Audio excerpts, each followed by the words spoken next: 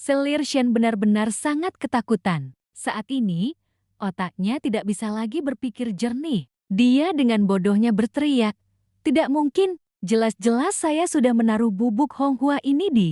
Dia awalnya ingin mengatakan sudah menaruhnya di kamar Gutucam, tetapi belum sempat menyelesaikan kalimatnya, dia sudah menyadari. Keceplosan, dia langsung menutup mulutnya.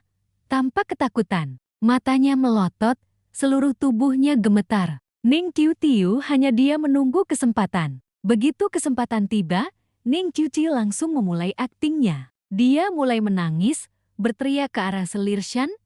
Hamba dan Selir Shan tidak punya dendam apapun. Meskipun nyonya membenci hamba, iri pada hamba, cukup targetkan hamba saja. Bayi ini tidak bersalah. Selir Shan tahu tidak bisa menyembunyikannya lagi, hanya bisa segera berlutut memohon ampun. "Kaisar, hamba tidak sengaja. Kaisar, hamba hilaf sesaat. Mohon Kaisar mengampuni hamba kali ini." Lak Lamoyen juga memahami bahwa rencana ini diatur oleh Ning Tiu, tetapi tetap berkolaborasi dengannya untuk menampilkan sandiwara yang sempurna. Bagaimana mungkin Lak Lamoyen mengampuni Selir Shan? Dia mengulurkan tangan memeluk Ning Tiu untuk menghibur, lalu memarahi Selir Shan, "Pergi." Ning Tiu masih terisak-isak, sesenggukan di pelukan Lak Lamoyen. Selir Shan tahu memohon kepada Kaisar juga tidak berguna, hanya bisa beralih memohon kepada Permaisuri. "Nyonya Permaisuri, selamatkan hamba." Bagaimanapun, dia diperintah oleh Permaisuri. Tetapi saat ini Permaisuri justru menimpakan semua kesalahan pada Selir Shan, bersikap angkuh. "Saya sudah berkali-kali bilang padamu, tidak boleh menyentuh putra mahkota. Kamu melakukan hal sekeji itu, jadi bagaimana saya bisa membela dirimu?" Selir Shan mendengar perkataan dingin Permaisuri seperti disambar petir di siang bolong. Wajahnya mulai memucat, tidak bisa percaya itu adalah kenyataan. Beberapa hari yang lalu masih memanggil kakak adik dengan manis, tetapi hari ini sudah berubah sikap. Saat ini, Ibu Suri juga angkat bicara untuk memutuskan. Mengingat Selir Shan telah melayani Kaisar bertahun-tahun, ampuni dia. Buang ke istana terasing agar dia hidup atau mati sendiri sudah cukup. Mendengar perkataan ini, Selir Shan segera menunduk, berterima kasih kepada Ibu Suri yang telah menyelamatkan nyawanya. Namun, saat ini Permaisuri ingin membasmi akar masalah, karena dia juga terlibat dalam masalah ini, dia harus benar-benar menghabisi Selir Shan. Permaisuri berkata, "Kaisar memerintah dengan adil.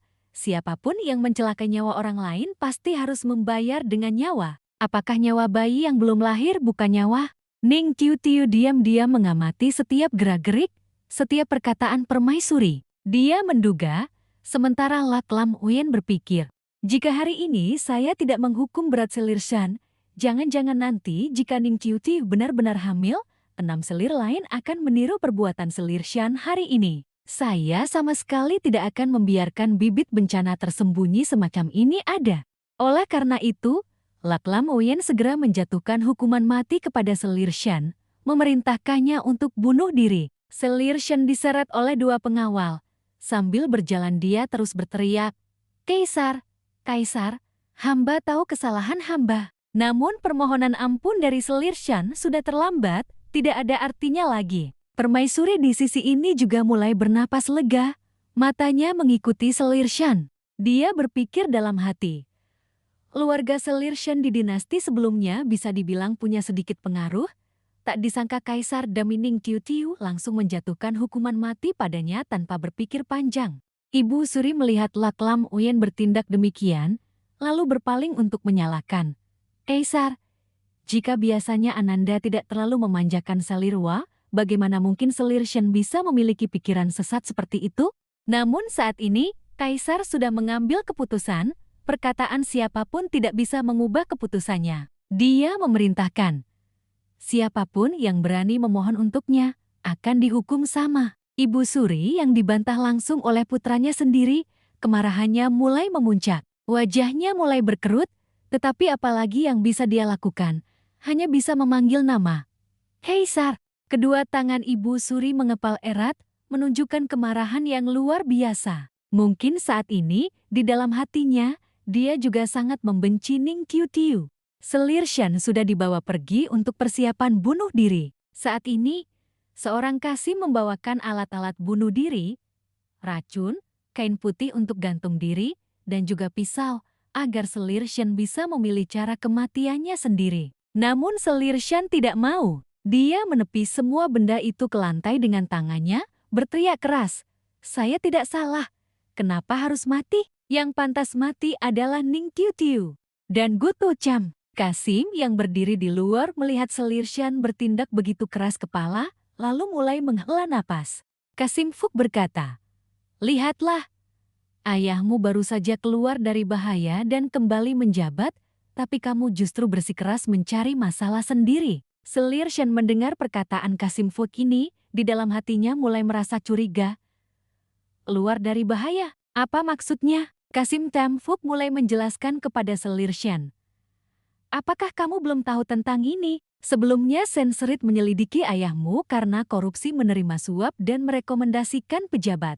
Pejabat Gu telah menyelidiki kebenaran dan mengembalikan nama baik ayahmu. Kaisar, untuk menghibur ayahmu yang tidak bersalah dan terlibat, bahkan secara khusus menghadiahinya 100 tael emas. Setelah mendengar perkataan ini, Selir Shen seperti kehilangan akal. Dia tidak bisa percaya itu adalah kenyataan. Lalu bertanya lagi kepada Kasim Tam Fuk, apakah perkataan Kasim itu benar? Kasim Tam Fuk dengan tegas menjawab, bagaimana mungkin hal seperti itu bisa dibohongi? Bukankah ayahmu menyebutkan hal ini di suratnya? Mendengar kebenaran, Selir Shen mulai memikirkan kembali semuanya. Saya tidak menerima surat dari rumah. Itu permaisuri, saya telah dimanfaatkan olehnya. Dia menyadari dirinya telah dijebak, bahkan dijatuhi hukuman mati oleh kaisar. Akhirnya Selir Shen memahami segalanya. Itu semua hanyalah konspirasi permaisuri. Dia berteriak keras, "Saya ingin bertemu kaisar. Saya punya hal penting yang ingin langsung saya sampaikan kepada kaisar." Kasim Tam Fuk mencoba mencegahnya. Kaisar saat ini sedang menghibur Selirwa, bagaimana bisa bertemu? Namun saat ini, Selir Shen hanya ingin membalas dendam kepada permaisuri karena dia telah ditipu dengan begitu kejam oleh permaisuri. Dia dengan tegas berkata, "Kaisar menjatuhkan hukuman mati padaku. Tapi aku tidak akan mati. Tidak ada yang bisa memaksaku. Hari ini jika tidak bertemu kaisar, saya sama sekali tidak akan mati." Tepat pada saat ini, pintu kamar terbuka. Orang yang muncul di balik pintu adalah permaisuri. Dia menanyai Selir Shen, "Kamu ingin bertemu kaisar?" Selir Shen melihat permaisuri seperti melihat musuh, menatapnya dengan tatapan ingin membunuh. Permaisuri saat ini berkata kepada Kasim Tam Fuk, "Kasim Tam Fuk, keluarlah dulu. Saya ada hal yang ingin saya bicarakan dengan Selir Shen." Mendengar itu, Kasim Tam Fuk terpaksa mundur. Begitu Kasim Tam Fuk pergi, Selir Shen langsung mulai memaki permaisuri. "Semua ini rencanamu, kan? Ayah saya sama sekali tidak mendapat masalah. Kamu menyembunyikan surat ayah saya yang dikirim untuk saya. Saya selalu menuruti Anda, menghormati Anda, bahkan tulus menganggap Anda sebagai kakak. Mengapa Anda ingin mencelakai saya?" Namun permaisuri sama sekali tidak memiliki belas kasihan terhadap Selir Shen. Dia justru adalah ular berbisa yang sebenarnya. Dia langsung berkata kepada Selir Shen, "Haram ini dari dulu selalu kamu yang menipu saya. Kamu dimanfaatkan oleh saya karena otakmu bahkan lebih bodoh dari babi." Selir Shen yang mendengar itu, amarahnya memuncak, ingin menyerbu untuk bertarung mati-matian dengan permaisuri. "Jalang, kau tidak akan mati, tenang." Namun Selir Shen tidak bisa melukai permaisuri. Pelayan istana di samping permaisuri dengan cepat menangkapnya. Setelah itu, sehelai sutra putih dililitkan di leher Selir Shen, dijerat erat hingga dia kehabisan napas. "Selir Shen, saya antar Anda pergi." Selir Shen hanya bisa berteriak putus asa. Saat ini, tidak ada yang bisa menyelamatkannya lagi. Dia berusaha mengacungkan tangan yang penuh amarah ke arah permaisuri. Permaisuri hanya berdiri di sana melihat Selir Shen perlahan kehabisan napas, berpikir dalam hati. Menukar nyawamu dengan anak di kandungan yang nyaning yang sulit dipertahankan pun sepadan. Tidak lama kemudian, Selir Shen mati dicekik. Permaisuri saat ini baru merasa tenang.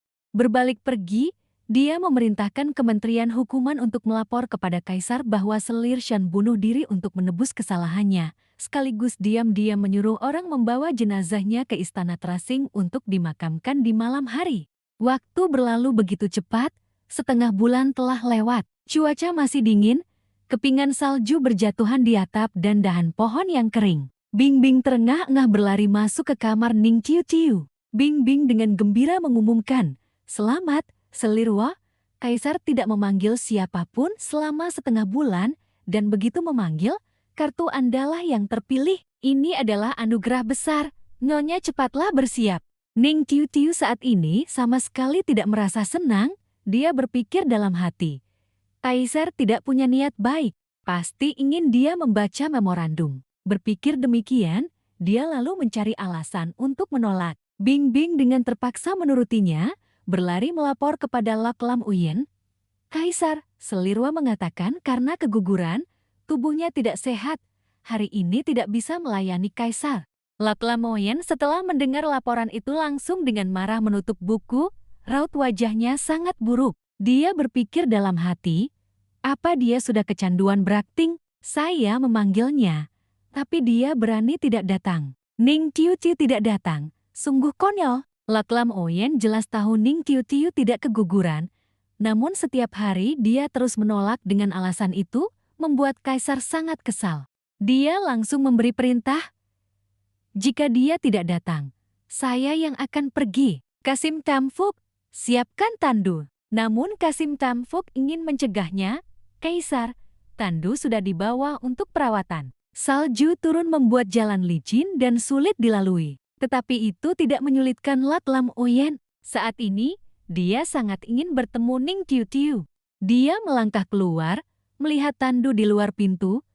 "Itu bukankah tandu? Saya akan naik itu." Kasim Tamfuk saat ini panik tetapi tidak bisa lagi mencegah. Dia menambahkan, "Tapi tandu kehormatan Laun Min khusus digunakan untuk menjemput selir yang akan melayani Kaisar."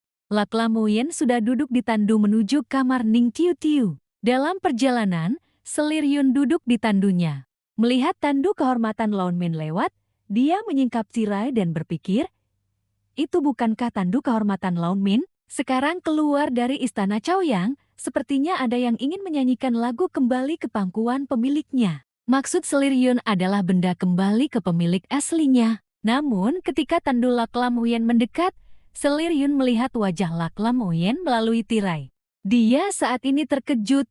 Itu Kaisar. Mengapa Baginda yang duduk di tandu kehormatan Laun Min beralih ke kamar Ning Tiu Tiu? Saat ini, Ning Tiu Tiu sedang berpikir, Tiu 7, Tiu 6. Bagaimana caranya agar si tiran mau memakai gaya rambut 3 jambul ke audiensi pagi? Kaisar mendekati pintu, mendengar perkataan ini, khawatir.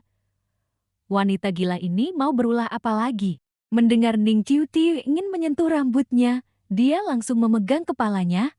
Gawat, saya harus lari. Namun Lak Lam Uyen belum sempat pergi, Gu Tucem sudah muncul di belakangnya. Kaisar mengapa datang ke sini? Apakah untuk menjenguk Ning Tiu Tiu? Setelah itu, Gu Tucem berteriak keras memanggil Ning Tiu Tiu. Ning Tiu Tiu, Kaisar datang menjengukmu. Situasi ini membuat Lak Lam Uyen sangat canggung. Melihat ekspresinya sudah tahu betapa canggung senyumannya. Dia hanya bisa berkata, "Saya berterima kasih padamu. Memang niat baik belum tentu membawa kebahagiaan." Kembali ke setengah jam sebelumnya, Ning Tiu Tiu sedang duduk di sofa sambil melihat tablet dan minum air. Tiu Tet muncul lagi, memberikan Ning Tiu Tiu sebuah pemberitahuan. "Inang, saya sudah berhasil mendapatkan misi bonus untukmu. Biarkan si tiran memakai gaya rambut 3 jambul ke audiensi pagi." Berhasil menyelesaikan misi sabotase, nilai plot bertambah 4%. Gagal, nilai nyawa Inang berkurang 10%. Ning Tiu Tiu setelah mendengar jenis misi ini juga merasa bingung. Mengapa selalu memberikan misi aneh seperti ini? Tiu Dad, kamu memang hebat, tapi bagaimana caranya agar si tiran mau memakai gaya rambut 3 jambul? Tepat pada saat ini, Ning Tiu Tiu mendengar suara Gu Tucem. "Ning Tiu Tiu, Kaisar datang menjengukmu." Mendengar kalimat ini, Ning Tiu Tiu seperti kucing bertemu ikan. Dia segera berlari keluar dengan cepat, berpikir dalam hati. Hebat, ini bukankah mencari kemana-mana tidak ketemu, malah didapat tanpa bersusah payah? Dia tersenyum senang dan berlari keluar pintu. Namun saat ini, Ning Qiuqiu merasa ada yang tidak beres. Dia baru saja keguguran, tidak bisa terlalu menunjukkan kebahagiaan. Oleh karena itu, emosi Ning Qiuqiu dalam 1 detik berubah dari senyum bahagia menjadi tangisan terharu. Dia mengeluarkan sapu tangan untuk menyeka air mata. Hiks, hiks, hiks. Kaisar, Baginda datang menjenguk hamba. Laklam Uyen melihat ekspresi Ning Qiuqiu juga tidak mengerti. Ini menangis atau tertawa lagi. Ning Qiuqiu semakin semangat berakting, di wajahnya terlihat ekspresi sedih. Uhuk, uhuk, senang sekali bertemu Kaisar. Ning Qiuqiu tentu saja ingin tertawa. Tapi teringat anak di dalam kandungan, hamba tak tahan meneteskan air mata lagi. Namun Laklam Uyen hanya bisa pasrah, sepenuh hati berkoordinasi dengan Ning Qiuqiu. Dia mengulurkan tangan menyeka air matanya. Jangan menangis lagi, hati-hati nanti matamu sakit. Gutu Cam yang berdiri di samping juga sangat memahami, membuka mulutnya untuk pamit. Saya agak lelah, tidak akan mengganggu Kaisar dan adik berbicara secara pribadi lagi. Sebelum pergi, Gutu Cam bahkan berbisik di telinga Ning Qiuqiu. Malam ini semangat ya. Besok bisa jeti nyonya lagi. Mendengar kalimat ini, Ning Qiuqiu tersipu malu, hanya bisa tersenyum canggung menjawab. Xiao Gu terlalu banyak berpikir. Laklam Uyen tidak ingin memakai gaya rambut aneh, lalu mencari alasan untuk kabur. Saya dan Ning Qiuqiu hanya sekadar jalan-jalan santai. Sekarang saya pergi, kamu juga istirahat lebih awal. Namun kesempatan sebaik ini, bagaimana mungkin Ning Qiuqiu membiarkan Laklam Uyen pergi? Oleh karena itu, dia dengan gembira menarik tangan Laklam Uyen, mencegahnya pergi. Kaisar, salju di Gunung Salju turun lebat sekali. Baginda menginap saja di sini. Laklam Uyen mengulurkan tangan keluar, menangkap beberapa kepingan salju yang jarang turun, berkata, coba katakan lagi di mana salju turun lebat. Namun Ning Qiuqiu memiliki kompas, dia bisa mengubah alur cerita selanjutnya. Oleh karena itu, Ning Qiuqiu sedikit mengubah, dari salju turun lebat menjadi hujan es turun deras. Seketika itu juga, di luar angin menderu, hujan es berjatuhan berisik. Sekarang sudah lebat, Kaisar. Laklam Uyen melihat cuaca seperti itu berpikir dalam hati, wanita gila ini benar-benar musuh bebuyutanku. Namun dia juga tidak bisa kembali dalam cuaca seperti ini, hanya bisa dengan pasrah melangkah masuk ke kamar Ning Qiuqiu. Ning Qiuqiu menggunakan segala cara untuk menarik Laklam Uyen ke kamarnya. Hamba lihat di tangan Kaisar ada. Ning Qiuqiu memegang kantong apa itu, penasaran tidak tahu apa isinya. Apakah Kaisar merasa kasihan karena hamba keguguran? Menyiapkan hadiah untuk hamba. Kaisar juga memberikan kantong itu kepada Ning Qiuqiu. Jika kamu suka, itu untukmu. Buka saja dan lihat. Ning Qiuqiu dengan tatapan aneh melihat tas itu. Dilihat-lihat, sudah bisa ditebak kalau dia beli lagi. Dia ingin aku membaca memorial, kan? Tapi aku sama sekali tidak ingin membaca memorial. Karena itu, dia asal mencari alasan. Sudahlah, Kaisar, akhir-akhir ini, Anda sudah terlalu banyak memberikan barang bagus kepada hamba. Orang tidak boleh terlalu serakah. Hamba tidak akan menerimanya. Namun, Laklam Uyen bersikeras agar Qiuqiu menerimanya. Hari ini, kamu mau terima atau tidak? Kamu harus terima. Mengerti? Mendengar kalimat ini, Qiuqiu memikirkan sebuah ide. Betul juga, aku bisa menggunakan ini untuk mengajukan syarat kepada tiran, memaksanya memakai gaya rambut 3 jambul. Memikirkan ini, Qiuqiu buru-buru berkata, hamba bisa membaca, tetapi Kaisar harus menyetujui satu permintaan hamba. Setelah hamba selesai membaca, Kaisar harus membiarkan hamba menata rambut Anda dengan gaya baru, lalu memakai gaya rambut itu saat menghadiri sidang kekaisaran. Laklam Uyen tentu saja tidak bisa menerima permintaan ini. Dia bahkan mengulurkan tangan dan menyentuh leher Qiuqiu dengan ringan. Jika kepalamu terlalu lama di leher dan ingin ganti tempat, kamu bisa langsung memberitahu saya. Qiuqiu, dengan saya tidak perlu berbelit-belit. Mendengar ancaman terhadap nyawanya, Qiuqiu langsung ketakutan. Dia mengangkat kedua tangannya menunjukkan, "Kaisar, Anda salah paham. Kaisar tidak tahu, ya, poni yang terlalu panjang atau rambut yang tebal di kepala akan menambah beban pada otak. Cukup dengan menata poni ke atas seperti ini akan jauh lebih nyaman.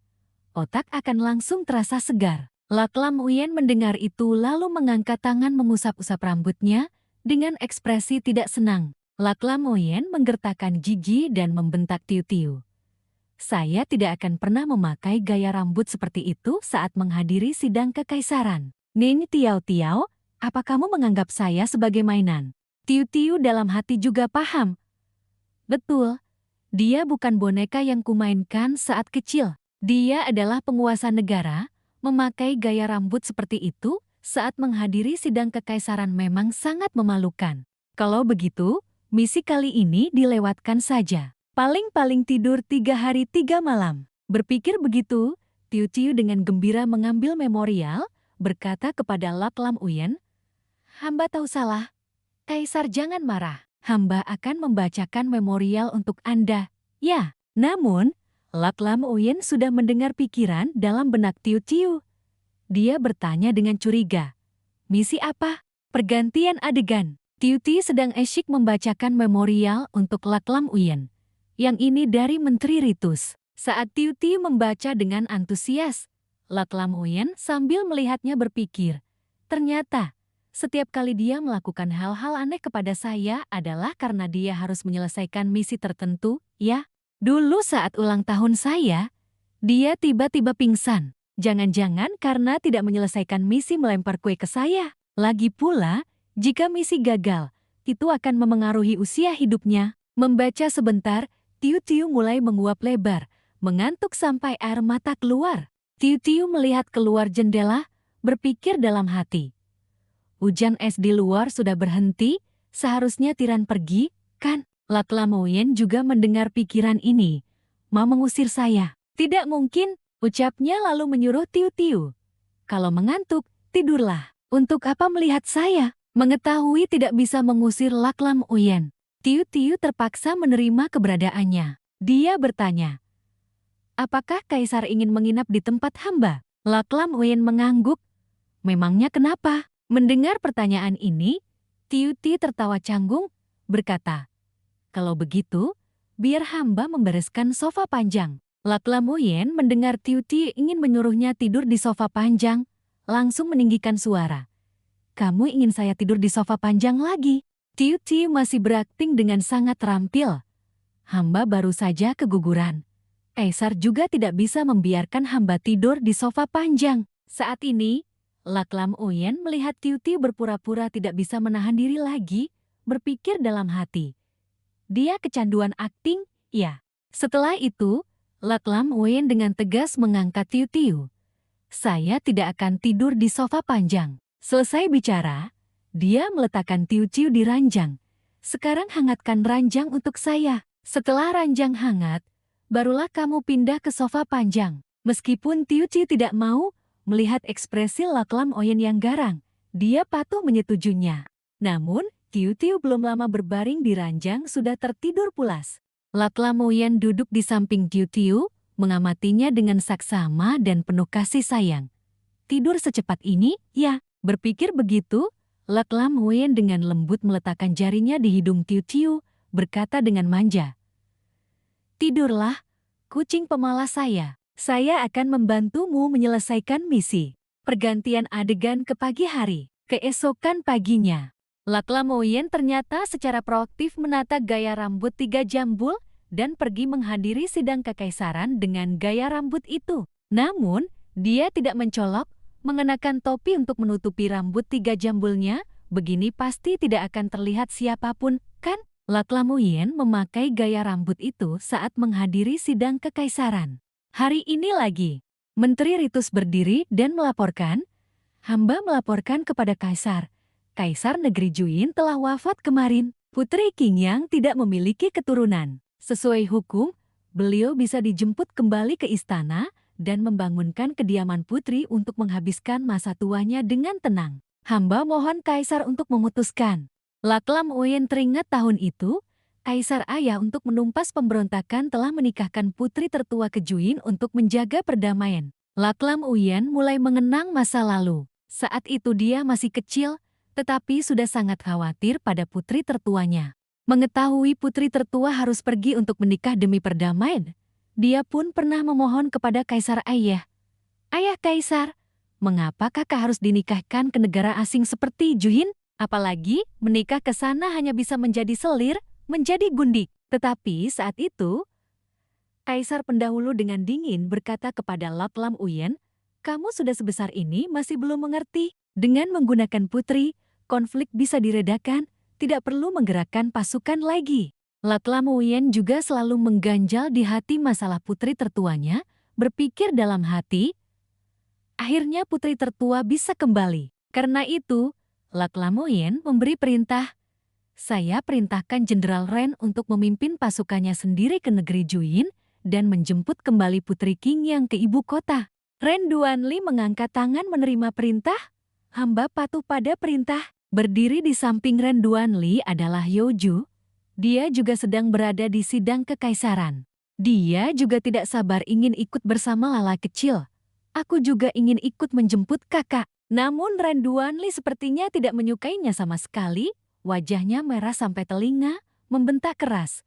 Kamu diam? Yoju yang selama ini selalu penurut pada Ren Duanli, melihatnya membentaknya seperti itu tidak sedikit pun membantah, patuh seperti anak anjing kecil. Saat ini ada dua menteri, Sensor Cheng dan Hu. Sensor Cheng berdiri dan melaporkan, hamba melaporkan kepada Kaisar, hari ini di ibu kota ramai dibicarakan karena ada pencuri cabul. Orang ini menutupi wajah saat melakukan kejahatan, bertindak sewenang-wenang. Awalnya berbicara omong kosong, lalu bertindak kejam dan telah melakukan kejahatan 3 kali. Terlebih lagi, semua wanita yang dipermalukan olehnya dibunuh untuk membungkamnya. Hamba memohon Kaisar untuk segera memerintahkan penutupan gerbang kota sementara, menggeledah setiap rumah, dan segera menangkap pencuri itu. Setelah laporan tersebut, Laklam Uyen menanyakan situasi dengan jelas. Apakah ada saksi yang mengetahui ciri fisik pencuri itu? Sensor Cheng juga melaporkan.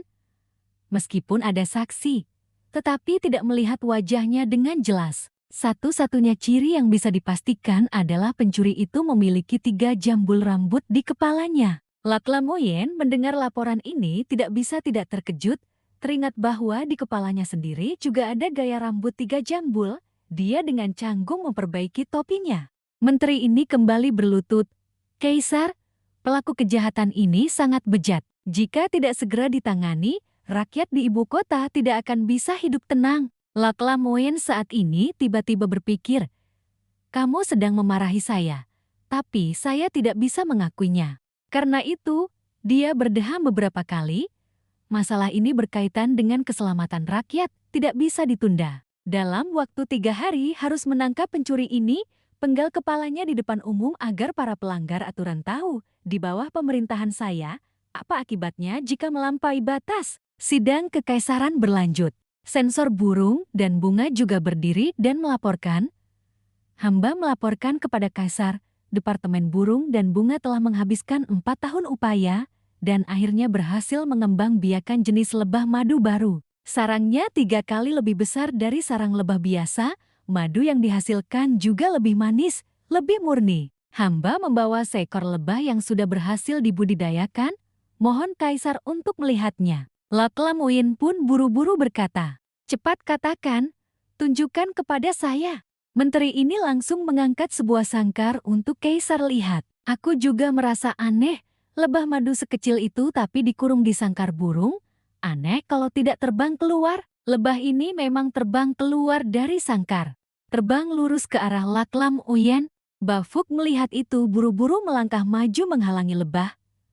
Kaisar jangan bergerak, hamba akan membantu mengusir lebah. Maka, Bafuk menggunakan sutra cambuknya plak mengenai kepala Laklam Uyen untuk mengusir lebah itu. Namun tidak berhasil mengusirnya, lebah itu hanya menjatuhkan topi Laklam Uyen, menampakkan gaya rambut 3 jambulnya. Para menteri yang melihat gaya rambut Laklam Uyen semua berbisik-bisik. Jangan berpikir yang aneh-aneh, tapi gaya rambut Kaisar terlihat familiar, ya. Laklam Oyen yang topinya terlepas seperti itu mengernyitkan kening dan membentak keras. Bafuk, nyalimu besar sekali. Berani-beraninya memukul kepala saya. Keluar, dihukum 8.150 cambukan besar dan tampar mulutmu sendiri 100 kali. Pergantian adegan ke kamar tidur Tiu-Tiu. Saat itu, dia masih tidur pulas. Tiba-tiba terdengar suara pop-pop-pop. Suara bum-bum-bum bergema di kepala Tiu-Tiu. Suara ini membuatnya ketakutan. Tiu-Tiu melompat kaget, berteriak keras, "Sialan, pagi-pagi begini siapa yang menyalakan petasan?" Namun, Tiao Tet saat itu sudah muncul di depan Tiu-Tiu, di tangannya masih memegang untan petasan. "Tadi aku yang menyalakan petasan. Selamat Inang telah menyelesaikan misi membuat tiran itu memakai gaya rambut 3 jambul saat menghadiri sidang kekaisaran. Tingkat kehancuran plot bertambah 4%, akumulasi nilai kehancuran plot sudah mencapai 30%. Tiu-Tiu yang masih terkejut mempertanyakan Tiao Tet, "Selesai ya selesai? Untuk apa kamu menyalakan petasan?" Namun saat itu, Tiu-Tiu tiba-tiba mengerti. "Tunggu, apa yang baru saja kamu katakan? Aku sudah menyelesaikan misi." Tiu-Tiu mulai mengingat kembali seluruh kejadian. "Tunggu, bukankah dia?" Tiao Tet menyuruhku tidur di kursi. Kenapa aku bangun di ranjang? Lagi pula, aku sudah tidur selama itu juga tidak menata rambutnya. Apa sebenarnya yang terjadi? Tiao Tet juga asal mencari alasan untuk menjelaskan kepada Tiu-Tiu, tidak memberitahunya bahwa Laklam Uyen bisa membaca pikiran. Dia asal mengarang alasan. Inang sudah memulai, mungkin dia sendiri yang suka begitu. Setelah itu, Tiao Tet terbang lagi ke samping roda keberuntungan. Roda keberuntungan besar sudah siap. Inang cepat datang dan putar. Tiu-Tiu pun maju dan menggunakan. Tiao Tet cukup kuat untuk memutar roda keberuntungan. Setelah beberapa putaran, roda keberuntungan berhenti di kotak memberimu pil pulang kampung. "Benda aneh apa ini?" Tiao Tet menjawab Tiu-Tiu. "Wah, Inang sangat beruntung. Memberimu pil pulang kampung sesuai dengan namanya. Setelah digunakan, Inang bisa pulang ke rumah 1 hari 1 malam." Tiu-Tiu pun berkata dengan gembira, "Ini bagus sekali. Dengan ini aku bisa bertemu orang tuaku." Katakanlah, kali ini perlu menyelesaikan misi apa agar bisa mendapatkan pil ini. Namun, ketika Tiao Tet menyebutkan misinya, Tiu-Tiu langsung, "Saya tidak mau pil itu lagi. Sangat sederhana, Inang silakan selesaikan misi. Dalam waktu 24 jam cium tiran 99 kali." Mendengar kata-kata itu, wajah Tiu-Tiu langsung muram. Dia mengangkat tangan menunjuk lurus ke wajah Tiao Tet sambil memarahi. "Dalam sehari mencium 99 kali, kamu menganggapku burung pelatuk, dan dia kayu lapuk." Namun Tiao Tet sama sekali tidak peduli, membiarkan Tiu-Tiu marah sendirian. Dia dengan santai berbalik pergi. "Itu urusan Inang, aku pulang kerja." Pergantian adegan ke Laklam Uyen, dia melangkah berat kembali ke kamar tidurnya, berpikir dalam hati. "Semua ini karena membantu wanita ini menyelesaikan misi, sehingga saya kehilangan muka di sidang kekaisaran. Sekarang saya harus pergi mencarinya untuk menuntut keadilan." Saat ini, ketika dia berdiri di depan pintu kamar, Tiu-Tiu mendengar sebuah pikiran. "Astaga, bagaimana caranya bisa mencium tiran 99 kali dalam sehari, ya?" Laklam Uyen mendengar pikiran Tiu-Tiu ini. Wajahnya pun kaku, kedua pipinya merah padam, bergumam dengan terkejut. "Dia ingin mencium saya." Di luar pintu istana, Kasim Bafuk dan Kasim kecil menggigil kedinginan. Dingin sekali, Kaisar pergi mencari selirwa, belum sampai jaga pertama atau jaga kedua tidak akan keluar. Baru saja selesai bicara, Laklam Uyen sudah lari keluar, membuat Bafuk dan Kasim kecil terkejut. "Loh, bukankah dia langsung keluar?" Saat ini, Laklam Uyen berbicara memberi perintah kepada Bafuk. "Cepat bawa cairan Menjo ke sini, saya ingin berkumur." Setelah itu, seperti angin puyuh dia berbalik masuk. Benar-benar datang dan pergi terburu-buru, hanya karena mendengar Tiu-Tiu ingin menciumnya, dia langsung berpikir untuk berkumur. Melihat tindakan Kaisar yang terburu-buru, Bafuk dan Kasim kecil itu juga sangat bingung. Kasim kecil bertanya, "Guru, apa yang terjadi dengan Kaisar?" Bafuk memahami seluk-beluknya, lalu berpesan kepada Kasim kecil itu, "Pergilah, suruh orang membawa 2 botol air panas lagi ke sini. Kita hari ini harus menunggu lama lagi. Di sisi Tiu Tiu, dia masih duduk di kamar saat ini. Tiu Tiu sedang santai berpikir. Bagaimana caranya mencium Laklam Oyen 99 kali dalam 24 jam? Atau aku pingsankan saja dia, memberinya pukulan keras di tengkuk, atau memberinya obat bius lalu membungkus kepalanya dengan kantong plastik. Jika dia pingsan, baru aku mudah bergerak. Laklam Oyen berlari ke pintu kamar, lagi-lagi mendengar pikiran-pikiran ini. Dia berpikir dengan ngeri, saya lihat bagaimana kamu akan menciumku. Memikirkan ini, Laklam Oyen dengan tegas langsung mendorong pintu dan menerobos masuk ke kamar Tiu Tiu. Tiu Tiu melihat Laklam Oyen seperti kucing melihat ikan, mulai bertepuk tangan bersorak. Kaisar, Anda menyerahkan diri ke pintu? Ya. Setelah mengatakan kalimat itu, Tiu Tiu baru menyadari dirinya salah bicara. Dia langsung menutup mulutnya, mulai menjelaskan, bukan. Bukan seperti yang hamba inginkan. Kaisar, Anda membuat hamba makan ikan rebus tenenegram hanenegram. Laklam Oyen tidak berkata apa-apa. Dia hanya berkata pada Tiu Tiu, angkat pantatmu, geser sedikit agar saya bisa duduk. Setelah itu, Laklam Oyen mendekati Tiu Tiu, lalu duduk di sampingnya. Ini adalah isyarat agar Tiu Tiu menciumnya duluan. Tiu Tiu melihat tindakan aneh Laklam Oyen, dalam hati ia mulai berpikir, apa tiran ini salah minum obat? Tidak lagi mau duduk di sampingku. Sudahlah, dekat juga bagus, jadi lebih mudah bagiku untuk memukulnya pingsan dan melihat apakah ada sesuatu yang berguna. Tiu Tiu menatap Laklam Oyen dengan tatapan yang sangat licik. Laklam Oyen tentu saja juga mendengar pikiran-pikiran ini. Raut wajah apa-apaan itu? Apa yang dia lihat? Tiu Tiu secara lisan mengatakan tidak ada apa-apa. Tapi dalam hati ia mengincar vas bunga di sana. Vas bunga itu lumayan, sepertinya bisa memukulnya pingsan dalam satu pukulan. Bagaimana mungkin Laklam Oyen memberi Tiu Tiu kesempatan ini? Dia mengulurkan tangan mengambil vas bunga itu. Vas bunga sejelek ini masih kamu simpan di istana. Buang saja, nanti saya akan suruh departemen urusan istana menggantinya dengan yang baru untukmu. Tiu Tiu kehilangan alat yang bisa dipakai untuk memukul pingsan. Tiu Tiu hanya bisa mengalihkan pandangannya ke kedua tangannya. Sepertinya aku hanya bisa menggunakan kedua tangan ini untuk memukulnya pingsan. Benarkah aku bisa memukulnya pingsan? Berpikir begitu, Tiu Tiu dengan tegas mengangkat tangan dan menepuk tengkuk Laklam Oyen. Laklam Oyen, Kaisar, ada nyamuk di belakang Anda. Namun, bagaimana mungkin Laklam Oyen membiarkan Tiu Tiu melakukannya? Dia sudah menguasai seluruh situasi, selangkah lebih cepat dari Tiu Tiu. Dia mencengkeram lengan gadis itu. Kamu ingin menyentuh saya? Wajah Laklam Oyen menunjukkan ekspresi tidak senonoh saat menatap Tiu Tiu. Tiu Tiu saat itu sudah sangat malu, menatapnya sambil tersenyum canggung. Laklam Oyen mengambil kesempatan, menarik wajah Tiu Tiu lebih dekat. Saya sedekat ini denganmu.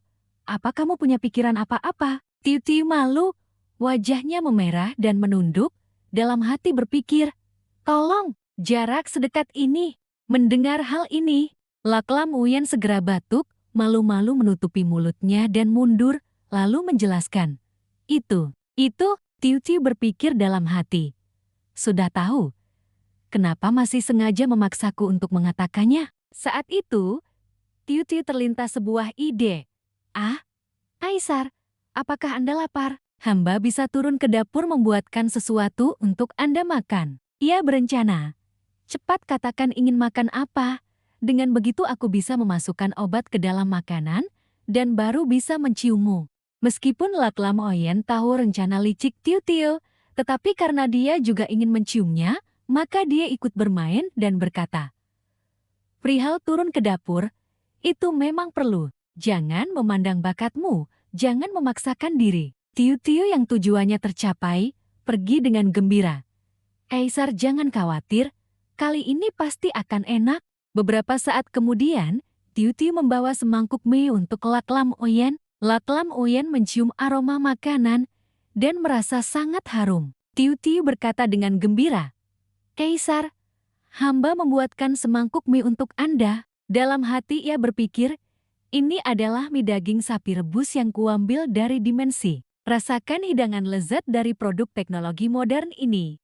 Tiran, Lak Lamoyen setelah mendengar itu juga mengerti, ini adalah sesuatu yang kamu ambil dari dimensimu. Dia mengambil sehelai mie dan bertanya pada Tiu Tiu, bagaimana cara membuat mie ini? Tiu Tiu mana tahu, dia hanya ingin Lak Lamoyen segera menghabiskannya. Ini rahasia, Kaisar, cepat makan selagi hangat.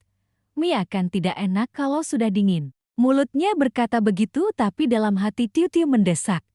Cepat makan, sudah kumasukkan obat tidur di dalamnya. Setelah makan, kamu akan tidur 1 jam, pas sekali agar aku bisa bertindak sesuka hati. Lak Lamoyen juga mengerti maksud Tiu Tiu. Bagaimana mungkin dia memakan semangkuk mie ini? Maka dia berkata pada Tiu Tiu, pergi dan tutup pintunya. Kamu baru saja keguguran, tubuhmu lemah, jangan sampai kedinginan. Saat Tiu Tiu pergi menutup pintu, Lak Lamoyen pura-pura pingsan. Tiu Tiu kembali ke meja makan. Tiu Tiu untuk memastikan. Dia melangkah mendekat dengan hati-hati. Bahkan menggunakan jarinya untuk menusuk-nusuk pipi Lak Lamoyen. Lak Lamoyen, apa Anda sudah tidur? Setelah memastikan tidak salah, dia pun gembira berpikir, selanjutnya aku bisa melakukan apa saja.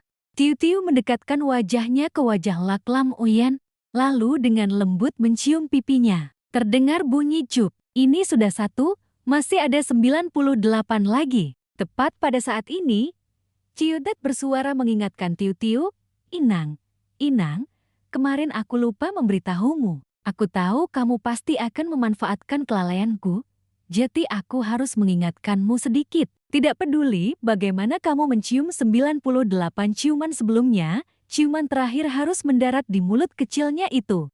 Tiu Tiu hanya bisa menerima dengan terpaksa. Baiklah, benar-benar merepotkan. Maka Tiu Tiu memanfaatkan kesempatan untuk menciumi wajah Lak Lamoyen bertubi-tubi. Cup cup cup cup cup cup. Editor pun tidak bisa menghitung berapa kali Tiu Tiu mencium Lak Lamoyen. Setelah cukup 98 ciuman, hanya tersisa 1 yang terakhir, ciuman terakhir harus mendarat di bibir. Tiu Tiu mendaratkan ciumannya di bibir Lak Lamoyen. Namun saat itu, Tiu Tiu tiba-tiba terkejut. Dia menutupi mulutnya dengan ngeri, berpikir. Tadi dia jelas sudah tidur. Kenapa masih bisa menjulurkan lidahnya? Sebelum dia bangun, aku harus menghilangkan bukti. Jangan sampai dia tahu aku memasukkan obat tidur. Berpikir begitu, Tiu Tiu membawa mangkuk mie dan segera pergi. Tiu Tiu hanya meninggalkan Lak Lamoyen sendirian di kamar. Menunggu sampai semuanya kembali tenang, Lak Lamoyen perlahan membuka matanya. Setelah itu, Lak Lamoyen mengulurkan tangan menyentuh-nyentuh bibirnya, menunjukkan senyum bahagia. Saat Tiu Tiu membawa bukti mangkuk mie berobat untuk dimusnahkan, Tiu Tiu tiba-tiba muncul dan memberi pengumuman. Tit. Selamat kepada Inang karena telah menyelesaikan misi mencium tiran 99 kali. Hadiahnya adalah sebuah pil yang bisa membawamu kembali ke kampung halaman. Silakan Inang terima. Tiu Tiu mengulurkan tangan mengambil pil putih itu, bertanya pada Tiu Tet, jika menelan pil ini langsung, apakah aku bisa pulang? Tiu Tet menjelaskan bahwa tidak. Tetapi pil itu harus dimasukkan ke dalam air, lalu menunggu sampai larut sepenuhnya. Jika Inang meminumnya, dia bisa kembali ke suatu hari dalam kehidupan modernnya. Pil itu hanya akan berefek jika diminum pada hari ulang tahun Inang. Setelah kembali ke dunia modern, waktu di dunia dalam buku akan berhenti sementara. Alur cerita baru akan berlanjut ketika Inang kembali. Tiu Tiu menatap bodoh pil di tangannya, berpikir dalam hati. Jadi hanya bisa digunakan pada hari ulang tahunku, padahal tinggal beberapa hari lagi sampai ulang tahunku. Maka dia dengan gembira memegang pil itu, harus menyimpannya dengan hati-hati, tidak boleh sampai orang lain meminumnya. Setelah menyelesaikan urusan dengan Tiu Tiu melihat mangkuk mie di meja dan berpikir lagi, tadi Lak Lamoyen baru makan 1 suap, dia sudah tidur sampai tidak sadarkan diri. Apakah sebaiknya aku memasakkan dia semangkuk mie lagi? Ketika Tiu Tiu kembali ke kamar, dia menemukan Lak Lamoyen sudah bangun. Dia dengan gembira membawa semangkuk mie lain ke depan. Kaisar sudah bangun. Tadi Kaisar terlalu lelah sampai hamba tertidur pulas. Saya membuatkan semangkuk mie lagi untuk Anda. Saat itu, Laklam Uyen masih berpura-pura bermain sandiwara di depan Tiu Tiu. Saya merasa sangat aneh. Baru istirahat sebentar, kenapa di bibir saya ada bekas air begini? Jelas-jelas tahu tapi masih pura-pura bertanya. Tiu Tiu bingung tidak tahu harus bilang apa. Dia tahu Laklam Uyen sebenarnya adalah rubah tua licik, lalu dia mengarang alasan. Mungkin Kaisar tidur sambil ngiler. Laklam Uyen kembali mendekati Tiu Tiu. Tadi saya sempat bermimpi. Tiu Tiu, saya bermimpi ada seekor kucing liar kecil menggunakan lidahnya yang penuh duri menjelati wajah saya. Tiu Tiu setelah mendengar itu sangat ketakutan sampai terduduk lemas di kursi, berpikir dalam hati. Bagaimana bisa mimpi terasa begitu nyata? Tiu Tiu menatap bingung setiap gerakan Laklam Uyen yang memaksa, berpikir dalam hati. Kenapa dia aneh sekali hari ini? Belum sempat Tiu Tiu bereaksi, Laklam Uyen sudah mendekat dan menempelkan diri padanya. Tiu Tiu menegang, berpikir dalam hati. Jangan-jangan dia mau menciumku. Laklam Uyen semakin mendekat pada Tiu Tiu. Manis, jangan bergerak. Tiu Tiu mengira Laklam Uyen ingin menciumnya, lalu menutup mata dan berpikir dalam hati. Silakan saja. Sebenarnya dalam hati dia juga ingin dicium oleh Laklam Uyen. Kaisar melihat Tiu Tiu seperti itu, semakin menyayanginya, berpikir dalam hati. Sangat menggemaskan. Saya semakin ingin menggodanya. Setelah itu, Laklam Uyen tidak melakukan apa-apa, hanya mengulurkan tangan untuk menggoda. Mari saya lihat apakah lidahmu ada durinya. Tiu Tiu dengan bingung berpikir. Apa dia menganggapku kucing? Maka dia pun membuka mulutnya untuk ditunjukkan pada Laklam Uyen. Laklam Uyen melihat Tiu Tiu seperti itu, juga menunjukkan senyum geli. Hahaha, Tiu Tiu merajuk. Laklam Uyen, jangan tertawa. Pemandangan saat itu seperti pasangan suami istri muda yang sedang bercanda. Laklam Uyen dengan sayang menaruh tangannya di wajah Tiu Tiu. Saya rasa beberapa hari ini kamu agak santai. Urusan renovasi istana Xianshu milik Ibu Suri, serahkan saja padamu untuk mengurusnya. Setelah berkata begitu, Laklam Uyen berbalik dan pergi. Saya akan pergi menyetujui laporan-laporan ini. Kaisar pergi. Tiu Tiu marah, melempar selimut dan bantal keluar pintu, lalu memaki dengan keras. Laklam Uyen, apa kamu tidak tahu bagaimana caranya bercanda? Adegan beralih ke suatu hari yang dipenuhi salju. Seorang Kasim datang menanyakan pendapat Tiu Tiu. Saya ingin tahu apakah Selirwa memiliki pendapat tentang renovasi istana Xianshu. Tiu Tiu memutuskan. Kaisar mengatakan ingin renovasi besar-besaran. Kalau begitu pertama-tama bongkar saja atapnya. Adegan beralih ke pihak Ibu Suri. Dia meringkuk di kursi di istana Hokang, terus-menerus mengeluh. Apa Kaisar ingin membiarkan nenek tua ini mati kedinginan di sini? Saat itu, Permaisuri datang membawa selimut untuk Ibu Suri. Ibu Suri, redakan amarahmu, jangan sampai memengaruhi kesehatan. Ibu Suri merasa sangat terharu melihat Permaisuri datang menjenguknya. Hanya kamu, Permaisuri, yang masih datang menjenguk nenek tua ini. Permaisuri berpura-pura dengan penuh perhatian menyelimuti Ibu Suri, berusaha keras mengambil hatinya. Ibu Suri, saat ini Kaisar sangat menghargai Selirwa. Bagaimana kalau Anda datang ke Istana Cui untuk menghibur Selirwa beberapa patah kata? Jika Kaisar melihat kalian berdua akhirnya rukun, secara alami dia akan membiarkan Ibu Suri pindah kembali ke Istana Xianshu. Ibu Suri setelah mendengar perkataan Permaisuri, merasa ada benarnya.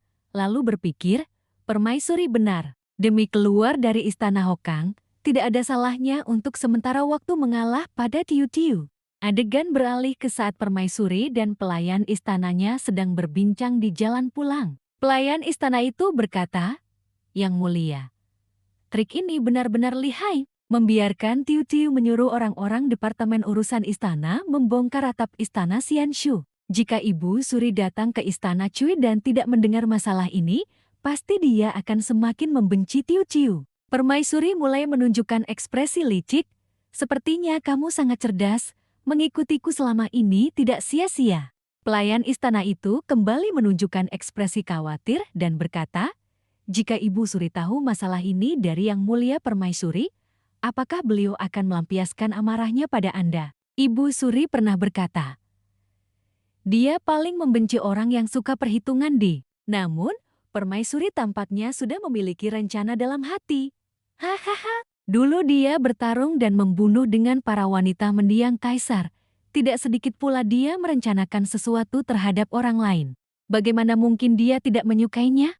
Ayo, kita kembali ke istana. Tiu Tiu menunggu kabar baik dari istana Cui. Adegan beralih ke istana Cui milik Tiu Tiu. Kiki maju melapor. Selirwa, Ibu Suri telah tiba. Tiu Tiu setelah mendengar kabar ini juga merasa penasaran. Untuk apa nenek tua ini datang ke sini? Namun, dia tetap harus dengan sopan keluar menyambut. Hamba Tiu Tiu menghormati Ibu Suri. Namun saat itu, sikap Ibu Suri terhadap Tiu Tiu telah berbalik 180 derajat. Belum sempat Tiu Tiu memberi hormat, Ibu Suri sudah buru-buru tersenyum dan berkata, Kemari, kamu sedang tidak sehat. Lupakan saja semua tata krama ini. Setelah itu, Ibu Suri menarik Ning Tiu Tiu ke meja dan kursi, lalu sambil tersenyum berkata, Selirwa,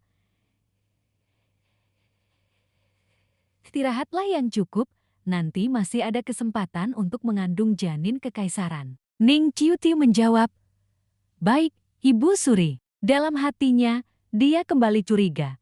Untuk apa dia menarikku ke sini? Jangan-jangan dia ingin duduk dan mengobrol denganku. Tak disangka, ternyata benar. Ibu Suri menarik Ning Tiu Tiu untuk duduk dan berbicara. Apakah kamu punya nama panggilan? Dulu keluargamu memanggilmu apa? Bisakah saya memanggilmu dengan nama panggilanmu? Ning Tiu Tiu hanya bisa menjawab dengan malu-malu. Saat kecil, hamba suka makan kue mochi dan juga suka minum susu bubuk instan. Jadi keluarga hamba memanggil hamba dengan nama panggilan Mami. Ibu Suri mendengar nama panggilan Ning Tiu Tiu dan merasa sedikit aneh. Tetapi dia sedang ingin mengambil hati Ning Tiu Tiu. Bagaimana bisa dia menertawakan nama itu? Dia memaksakan senyum dan berkata, Sungguh nama yang menarik, Mami. Ning Tiu Tiu kembali menjawab dengan senyum ceria. Karena Mami berarti Mam, yang dalam bahasa Inggris juga Mam. Ibu adalah ibu. Mami terdengar sangat mirip Mama. Kamu sudah tertipu tapi tidak tahu. Hahaha.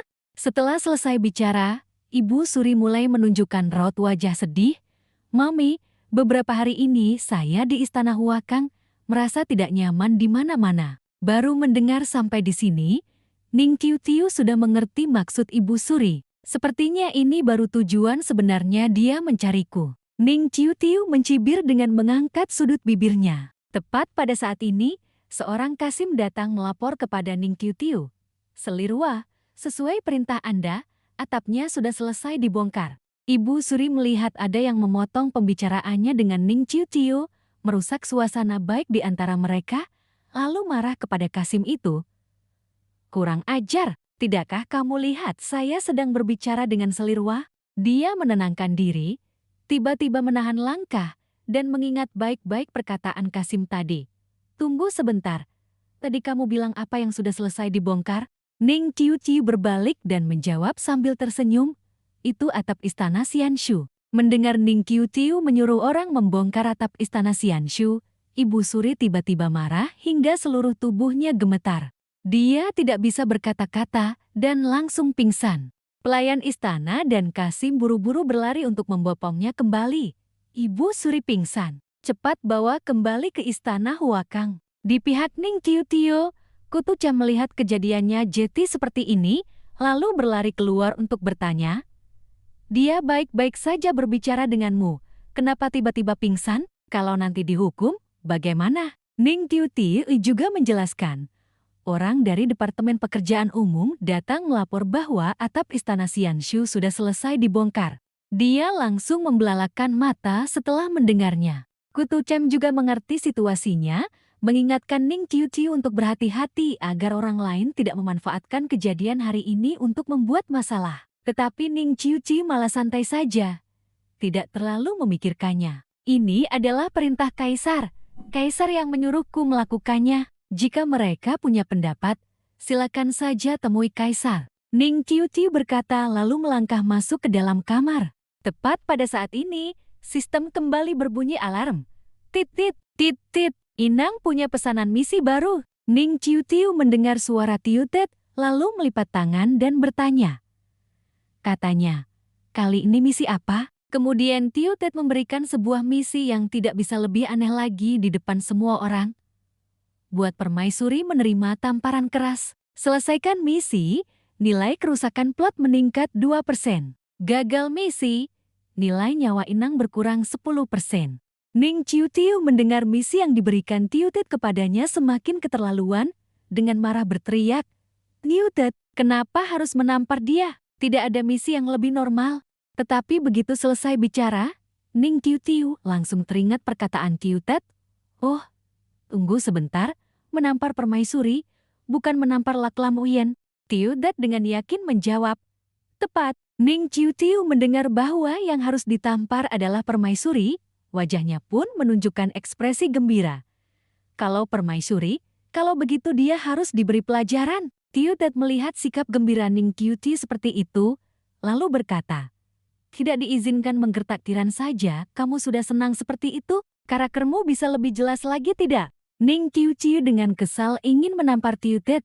Kamu ubah saja misinya, jadi biarkan aku menampar mulutmu, aku akan lebih senang lagi. Tetapi Tiu Tet dengan cepat terbang pergi, menghindari tangan Ning Ciu dan dengan ramah mengingatkan, tidak bisa menggunakan kompas untuk menyelesaikan misi, aku sudah selesai kerja, bye-bye. Tiu Tet pergi.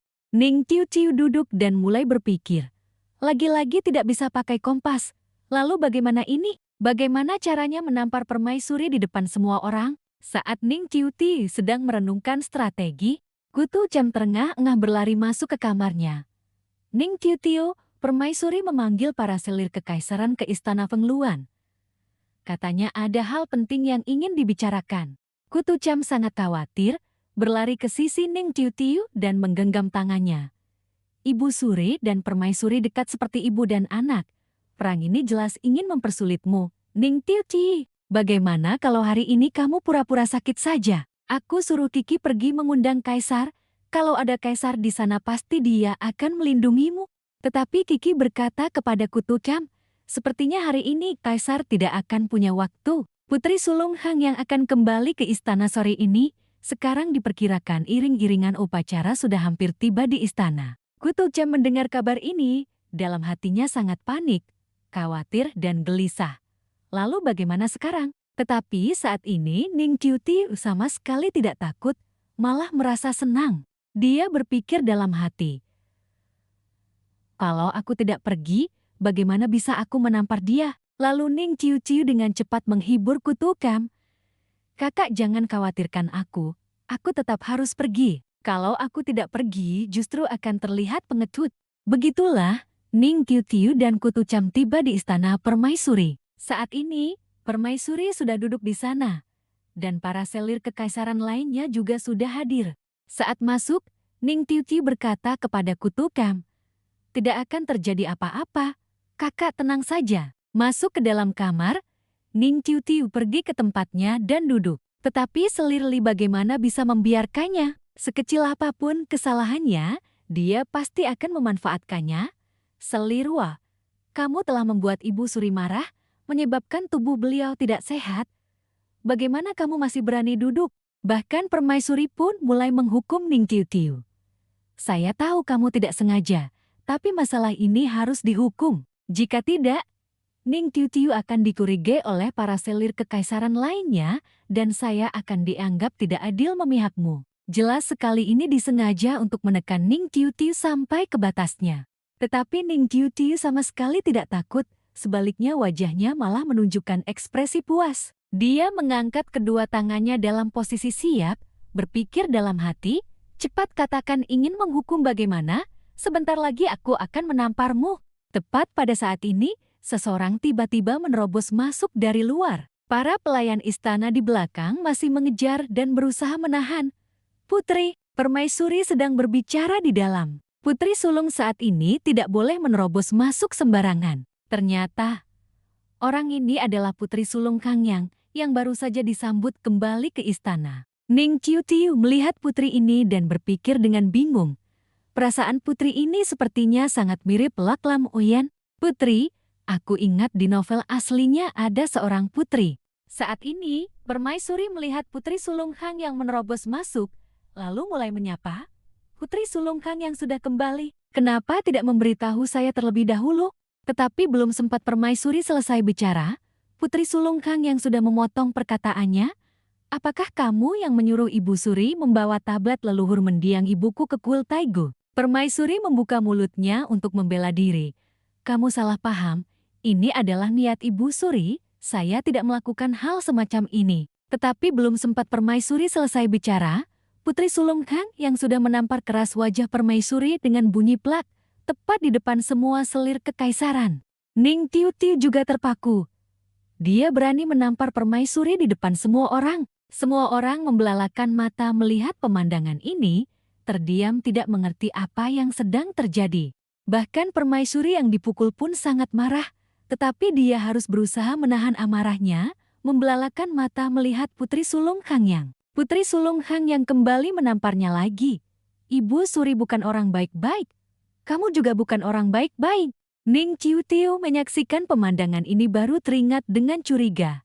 Aku ingat sekarang, di novel aslinya, Putri Sulungkang yang adalah orang yang menyedihkan. Kaisar sebelumnya, demi menstabilkan perang, menikahkannya ke negara Juin sebagai selir untuk aliansi damai. Setelah itu, entah karena alasan apa dia kehilangan kemampuan untuk memiliki anak. Kemudian, Kaisar di sana meninggal tanpa keturunan, lalu dia dikembalikan ke kerajaan Kicau dan akhirnya tidak pernah menikah seumur hidupnya. Tak disangka, putri kecil yang lemah dan rapuh ini ternyata adalah kakak yang cantik dan keren. Kakak, aku sangat mencintamu, aku penggemar beratmu. Ning Tiu Tiu melihat sosok yang cantik dan berwibawa ini, dalam hatinya sudah mulai mengagumi Putri Sulungkang yang. Tepat pada saat ini, Ciu Tet kembali muncul dan membunyikan alarm. Tit tit tit, selamat Inang. Ning Tiu Tiu telah menyelesaikan misi buat Permaisuri menerima tamparan keras di depan semua orang. Misi selesai, nilai kerusakan plot bertambah 2%. Saat ini nilai kerusakan plot adalah 32%. Ning Tiu Tiu mendengar pemberitahuan ini juga tertegun. Aku bahkan belum menampar dia. Kenapa misinya sudah selesai? Tio Tek juga mengingatkan Ning Tiu Tiu. Inang, harap perhatikan baik-baik. Buat dia ditampar tidak berarti kamu harus yang menampar. Ning Tiu Tiu. Setelah mendengar penjelasan Tiu Tek, dia pun mengerti. Benar juga ya, tapi aku sangat ingin menamparnya sendiri. Selir Yun yang duduk di sana melihat Permaisuri dipukul, juga berdiri untuk membela. Yang mulia, bagaimana bisa Putri Sulung memukul Permaisuri? Permaisuri adalah istri utama, teladan bagi dunia. Bagaimana Anda berani melakukan hal seperti itu? Tetapi belum sempat Selir Yun selesai bicara, Putri Sulungkang yang sudah berbalik, menatap Selir Yun dengan tatapan tajam seperti peluru. Kalau tidak memukul dia, harus memukulmu. Begitu? Aura dan ekspresi ini membuat Selir Yun ketakutan hingga wajahnya pucat pasi, tidak berani bicara lagi. Setelah selesai bicara, Putri Sulungkang yang kembali menghadap Permaisuri, menunjuk wajahnya. Kamu, saya beri kamu 3 hari, kembalikan tablet leluhur mendiang ibuku ke makam kekaisaran kaisar sebelumnya. Kalau tidak, saya akan membuat seluruh keluarga Ju kalian setiap hari antar makan 2 kati kotoran. Bahkan Ning Tiu Tiu yang berdiri di samping melihat pemandangan ini juga diam-diam merasa senang dalam hati. Meskipun tidak bisa tertawa terbahak-bahak, saat ini mulutnya sudah hampir terangkat sampai ke telinga, berpikir dalam hati. Orang munafik seperti Permaisuri memang harus diajari seperti ini. Hehehe, setelah menyelesaikan masalah dengan Permaisuri, Putri Sulungkang yang pun pergi. Saat dia pergi, dia memperhatikan Ning Tiu Tiu. Dia bertanya kepada Ning Tiu Tiu, apakah kamu yang membuat Ibu Suri marah sampai pingsan? Ning Tiu Tiu pun tidak ada yang perlu disangkal. Dia langsung berdiri dan mengakui, mengangguk berkata, benar, saya. Saat ini, Putri Sulungkang yang bukan hanya tidak semakin marah, sebaliknya malah menunjukkan rasa suka yang sangat besar kepada Ning Tiu Tiu. Dia mengulurkan tangan mengelus wajah Ning Tiu Tiu.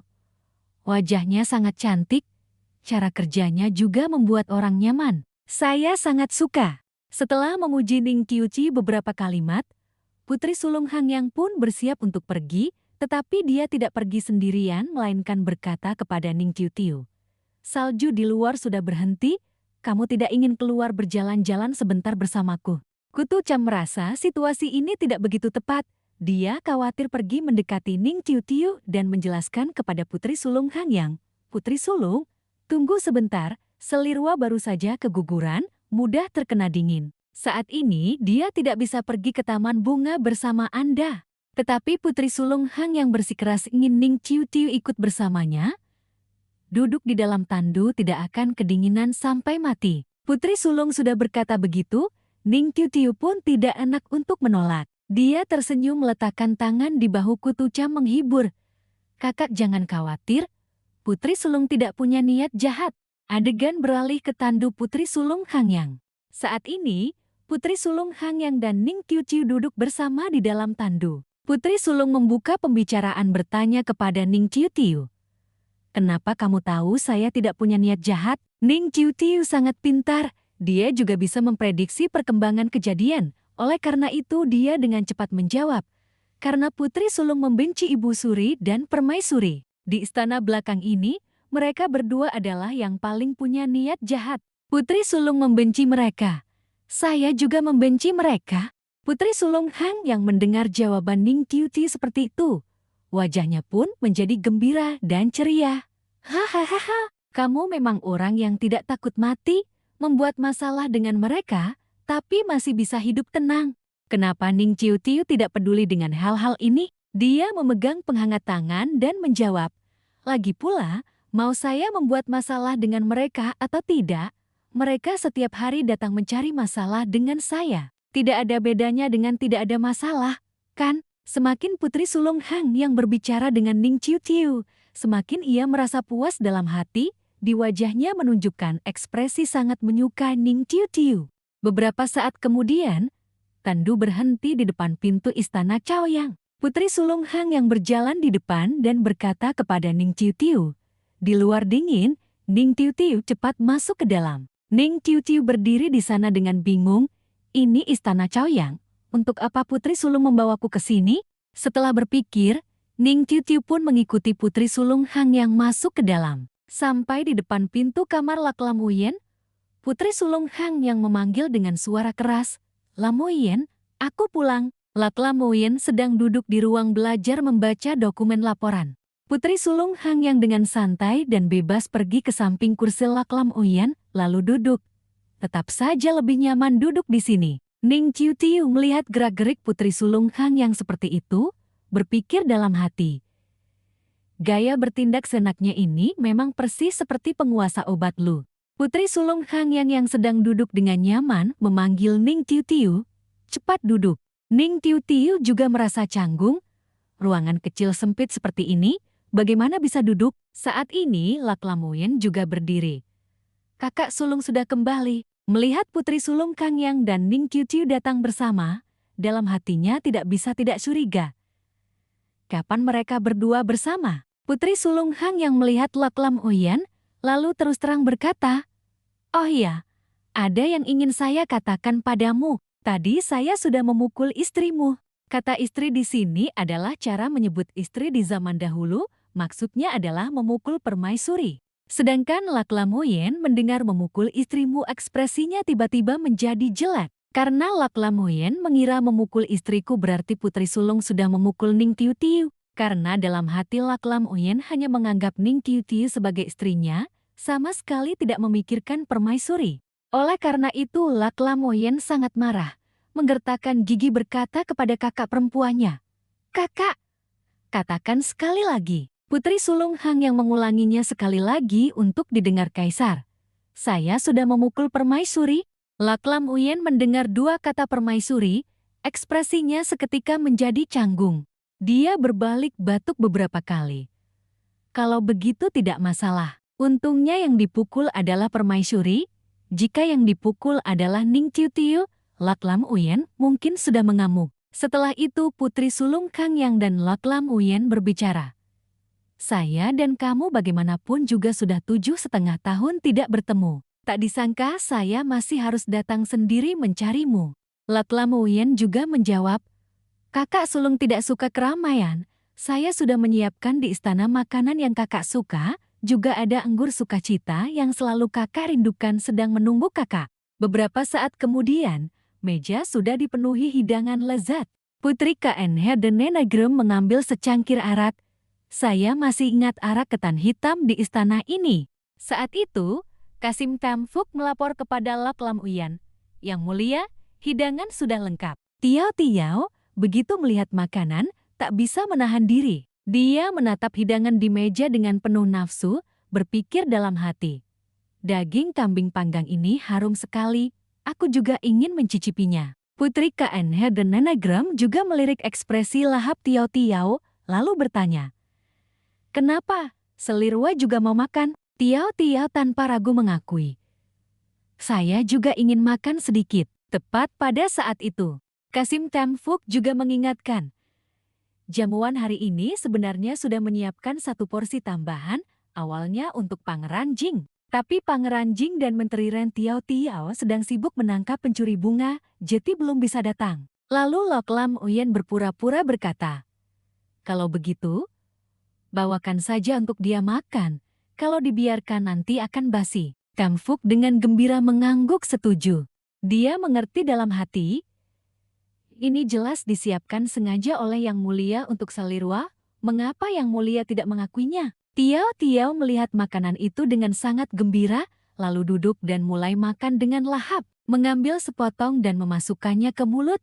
Rasanya sungguh terlalu enak. Apalagi, hidangan hari ini juga tidak diberi merica, tidak seperti saat perjamuan di istana sebelumnya yang sampai membuat lidah mati rasa dan berkeringat. Putri KN Herdenenegrum juga sangat jeli menyadari, kenapa daging kambing panggang saya ada mericanya, sedangkan milik Tiao Tiao tidak ada mericanya? Apa benar porsi cadangan ini disiapkan untuk Pangeran Jing? Lak Lam Uyen tertusuk perkataan itu dan mulai batuk-batuk. Putri KN Herdenenegrum sangat cerdas. Dia telah menyadari kebenarannya. Sejak awal, Yang Mulia memang berencana agar gadis ini makan bersama kita. Kan, beberapa tahun tidak bertemu, Yang Mulia semakin pandai menyembunyikan isi hati. Lak Lam Uyen, yang isi hatinya terbongkar oleh Putri KN Herdenenegrum, tidak tahu harus menjawab apa, hanya bisa batuk beberapa kali, berpikir dalam hati. Tolong jaga martabat saya sedikit. Sementara Tiao Tiao yang mendengar perkataan ini, mulutnya masih penuh makanan, ekspresinya kebingungan. Pipinya sudah merona merah, berpikir dalam hati, apa ini sengaja dia siapkan untukku? Tidak disangka dia mengingat seleraku dengan begitu jelas. Putri KN Herdenenegrum langsung tahu Lak Lam Uyen sangat menyukai Tiao Tiao, melihat tatapan Lak Lam Uyen dan Tiao Tiao yang saling berpandangan. Dia pun mengerti situasinya.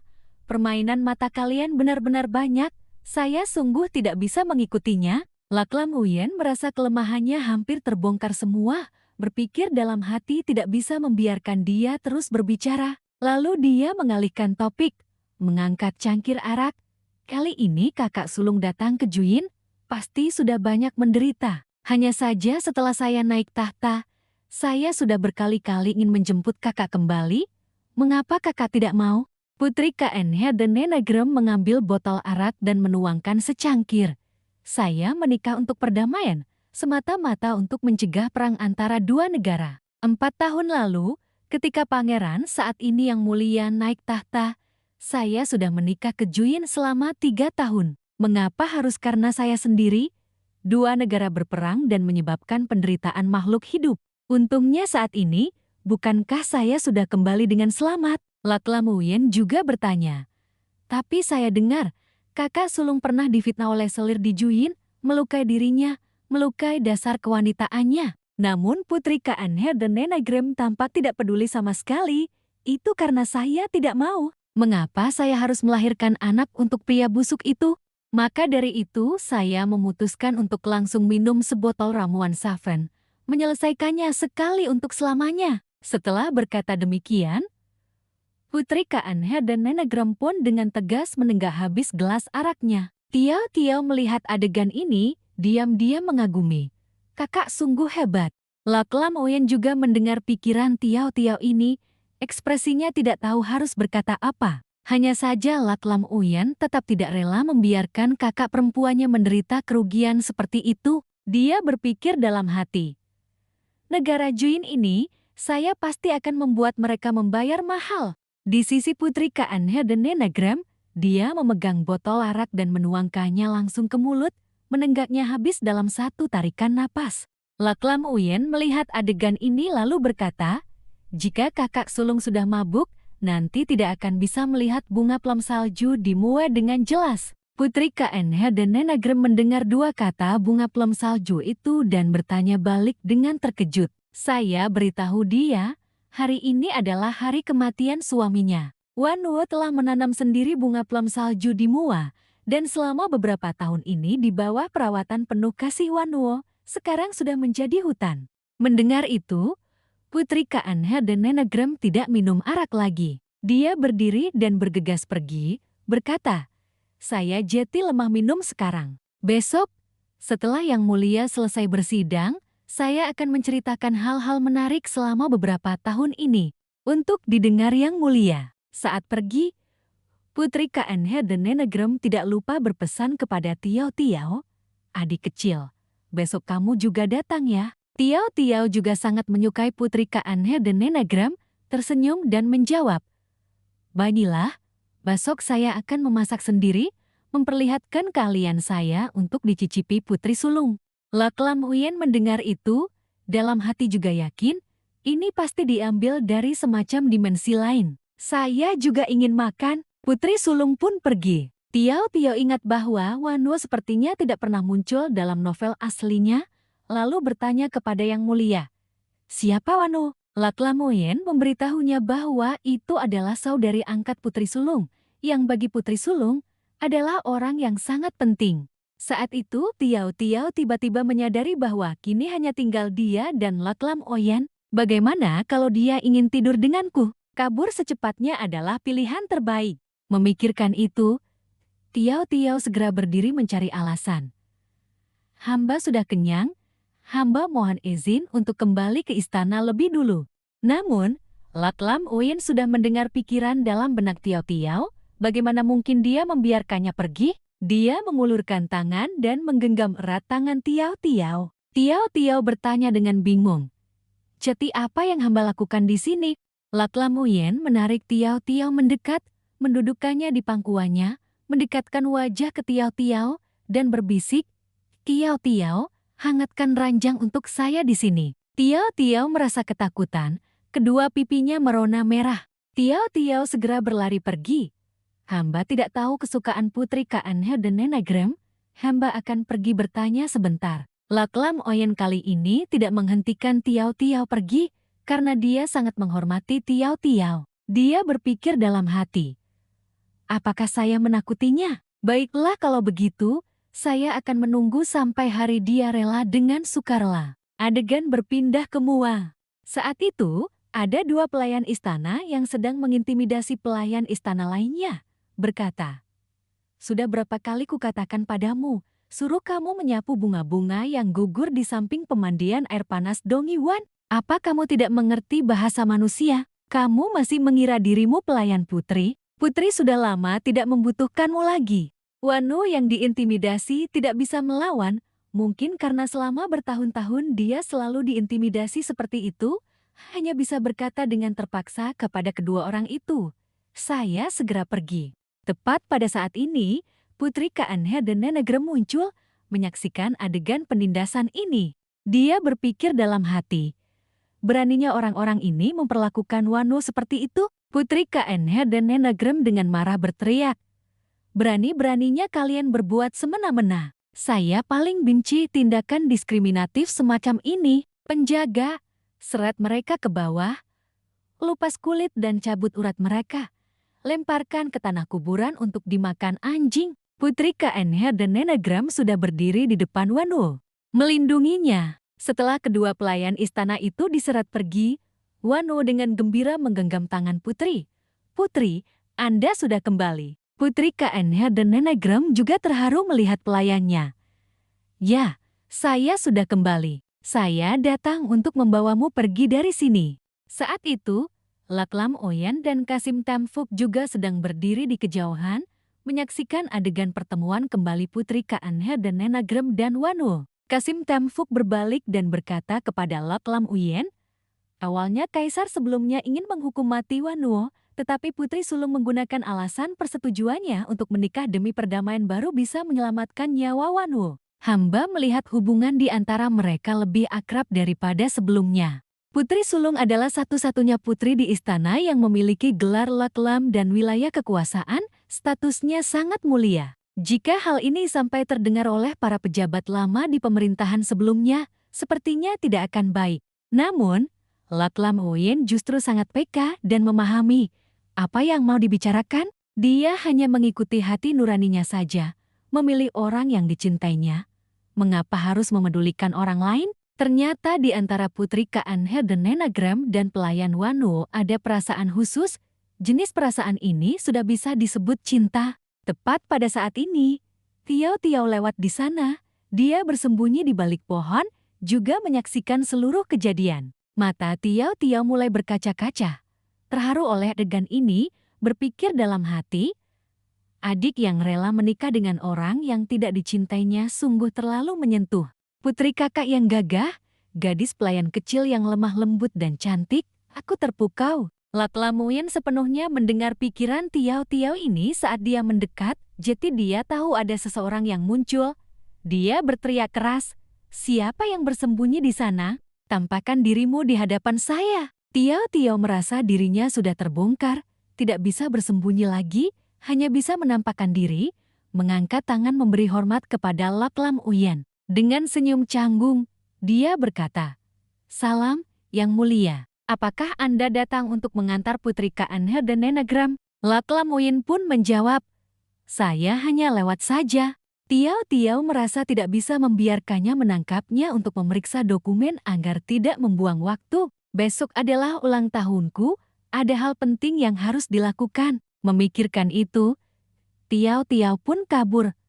Hamba masih ada urusan, mohon pamit lebih dulu. Setelah Tiao Tiao pergi, Laklam Oyen juga berpikir, besok ulang tahunnya. Lalu, Laklam Oyen berbalik bertanya kepada Kasim Tamfuk, hari ini tanggal berapa? Diketahui bahwa hari ini adalah tanggal 27/11. Laklam Oyen kembali mendapatkan ide. Sepertinya dia sangat suka melihat bintang. Bagaimana kalau menggunakan kembang api untuk membuat bintang jatuh, memberikannya sebagai hadiah ulang tahun? Memikirkan itu, Laklam Oyen bergegas pergi, memerintahkan Kasim Tamfuk, pergi ambil kembang api di kas negara. Manfaatkan suasana larut malam yang sunyi, lakukan dengan hati-hati sedikit, kuburkan di luar tembok istana Cui untuk saya. Tamfuk mendengar perintah Laklam Oyen ini dan terkejut, tidak mengerti apa yang terjadi, tetapi tetap harus mematuhi perintah yang mulia. Adegan beralih ke malam hari. Malam itu, Laklam Oyen mengundang Tiao Tiao dan Kutu Cem ke istana Caoyang untuk makan. Tujuannya adalah untuk mengalihkan perhatian mereka. Saat Laklam Oyen menjamu Tiao Tiao dan Kutu Cem makan, Kasim Tamfuk diam-diam pergi untuk menjalankan tugasnya. Setelah makan malam, Tiao Tiao dan Kutu Cem kembali bersama. Di jalan, Tiao Tiao masih bertanya, kakak, aku ceritakan sebuah lelucon ya. Kacang hijau putus dengan pacarnya. Dia sangat sedih, terus menangis dan menangis. Kakak tebak apa yang terjadi? Hasilnya dia bertunas. Kutu Cem setelah mendengar lelucon ini, langsung tertawa terbahak-bahak. Ya haha, Tiao Tiao sungguh lucu. Namun saat itu, Kutu Cem tidak sengaja terpeleset dan jatuh ke tanah. Dia jatuh ke semak-semak. Tiao Tiao berlari mendekat dengan cemas, bertanya, kakak baik-baik saja. Kutu Cem baru saat itu berkata, saya baik-baik saja, hanya saja perut saya sakit karena tertawa geli mendengar leluconmu, adik. Namun, Kutu Cem jatuh tepat di semak-semak tempat Kasim Tamfuk mengubur kembang api. Kutu Cem jatuh dan memperlihatkan bagian atas kembang api. Semua orang yang melihat benda yang terkubur di sana merasa sangat bingung, bahkan mengira itu adalah bahan peledak. Kenapa ada orang mengubur bahan peledak di luar istana kita? Mendengar kalimat ini, Kutu Jam dan Tiao Tiao sama-sama terkejut dan ketakutan. Kembang api yang disiapkan dengan teliti oleh Lak Lam Uyen justru disalahartikan sebagai bahan peledak. Kiki juga berkeliling menyelidiki dan menemukan bahwa di bawah tembok istana, setiap 1 meter terkubur bom semacam itu. Siapa sebenarnya yang tidak ragu menggunakan bahan peledak untuk meratakan istana Cui, ingin membunuh kita? Saat itu semua orang sangat ketakutan dan bingung, tidak tahu apa yang terjadi, ada seseorang yang ingin mencelakai mereka. Tiao Tiao menenangkan diri, menggenggam tangan Kutu Jam dan menghibur. Kakak, jangan takut. Jika ada bahan peledak terkubur, pasti akan ada orang yang datang menyalakannya. Sebentar lagi kita bersembunyi di sini, lalu tangkap pelakunya dan serahkan kepada Yang Mulia untuk ditangani. Selesai bicara, Tiao Tiao berbalik dan berkata kepada Bingbing. Kamu pegang karung ini, sembunyi di balik semak-semak dan tunggu. Siapapun yang datang, gunakan karung itu untuk menutupi kepalanya, kita pukul dia dulu baru kita pikirkan selanjutnya. Bingbing mengikuti perintah Tiao Tiao, lalu pergi menjalankan tugasnya. Beberapa saat kemudian, ada seseorang berjalan menuju pintu istana Cui. Tiao Tiao bersembunyi di balik pintu dan melihat orang itu. Dia merasa aneh. Mengapa punggung orang ini terlihat familiar? Ternyata orang ini adalah Yang Mulia. Saat itu, Lak Lam Uyen sedang mengendap-endap mendekati kembang api yang sudah disiapkan, bersiap untuk menyalakannya. Dia ingin menyalakan kembang api itu sendiri, memberikan kejutan kepada Ning Tiao Tiao. Namun saat itu, Bingbing sudah berdiri di belakang Lak Lam Uyen. Dia tidak peduli siapa orang ini, hanya mengikuti perintah Tiao Tiao, diam-diam menutupi kepala Lak Lam Uyen dengan karung. Setelah menutupi kepala Lak Lam Uyen dengan karung, Bingbing berteriak keras. Nyonya, dia sudah tertangkap. Tiao Tiao juga tidak peduli siapa itu, langsung berlari keluar, mengambil sebuah tongkat besar dan memukul kepala Lak Lam Uyen. Berani-beraninya bersekongkol melawan saya. Sepertinya kamu sudah bosan hidup. Lak Lam Uyen yang kepalanya dipukul kesakitan, tak kuasa menahan diri untuk tidak berteriak beberapa kali. Saat Tiao Tiao mendengar teriakan ini, dia merasa suara itu terdengar familiar. Tepat pada saat ini, Kasim Tamfuk bersama para pengawal semuanya berlari ke arah Tiao Tiao. Selirwa, hentikan. Orang di dalam karung itu adalah Yang Mulia. Tiao Tiao mendengar berita ini, wajahnya pucat pasi, keringat dingin membasahi. Dia juga tidak mengerti apa yang terjadi. Mengapa Yang Mulia bersekongkol melawanku dan masih menyalakan bahan peledak di istana Cui? Pikirannya saat itu dipenuhi dengan segudang pertanyaan. Ketika karung itu dilepas dari kepala Lak Lam Uyen, terlihatlah wajah Yang Mulia yang tampak sangat berantakan dan tidak tertahankan. Wajahnya penuh luka memar dan goresan. Tiao Tiao bertanya terbata-bata dengan ketakutan. Yang Mulia, mengapa Anda ada di sini? Mengapa itu kamu? Lak Lam Uyen yang dipukul merasa sangat marah, mengangkat tangan dan mengetuk pelan kepala Tiao Tiao. Ning Tiao Tiao, kamu berani memukul saya di depan semua orang? Apa kamu sudah bosan hidup? Tiao Tiao yang dipukul juga berteriak ketakutan. Berpikir dalam hati, menyalahkan aku? Siapa suruh kamu berpenampilan mencurigakan seperti itu? Setelah itu, Tiao Tiao mulai menjelaskan, hamba tidak menyangka Yang Mulia setegah itu, mengubur seluruh lingkaran bahan peledak di sekitar istana Cui, ingin membunuh kami. Lak Lam Uyen yang disalahpahami Tiao Tiao merasa sangat kesal. Otak babi macam apa yang membuatmu mengira saya ingin membunuhmu? Kasim Tamfuk saat itu baru maju menjelaskan kepada Tiao Tiao. Selirwa, itu adalah kembang api, bukan bahan peledak, itu disiapkan khusus oleh Yang Mulia untuk Anda. Tiao Tiao setelah mendengar itu juga merasa bingung. Tapi mengapa harus menyalakan kembang api? Dengan tenang berpikir hati-hati, Tiao Tiao tiba-tiba menyadari sesuatu. Tunggu sebentar. Sepertinya aku pernah memberitahunya kalau ulang tahunku tanggal 28/11. Ternyata dia selalu mengingatnya. Memikirkan itu, Tiao Tiao langsung merasa bersalah kepada Lak Lam Uyen. Karena itu, dia menggunakan jarinya untuk memundurkan waktu. Kaisar, maaf, kita ulangi babak ini. Setelah dia menekan tombol memundurkan waktu, kembali ke 3 menit sebelumnya, Saat ini Lak Lamoyen sedang diam-diam bersiap menyalakan kembang api, sedangkan Bing Bing diam-diam mendekat dari belakang, bersiap untuk menutupi kepala kaisar dengan karung.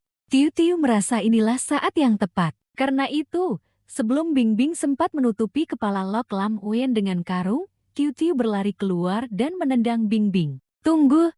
Bing Bing ditendang oleh Tiu Tiu, terbang langsung ke semak-semak. Lak Lamoyen merasakan keributan sebesar itu, berteriak keras.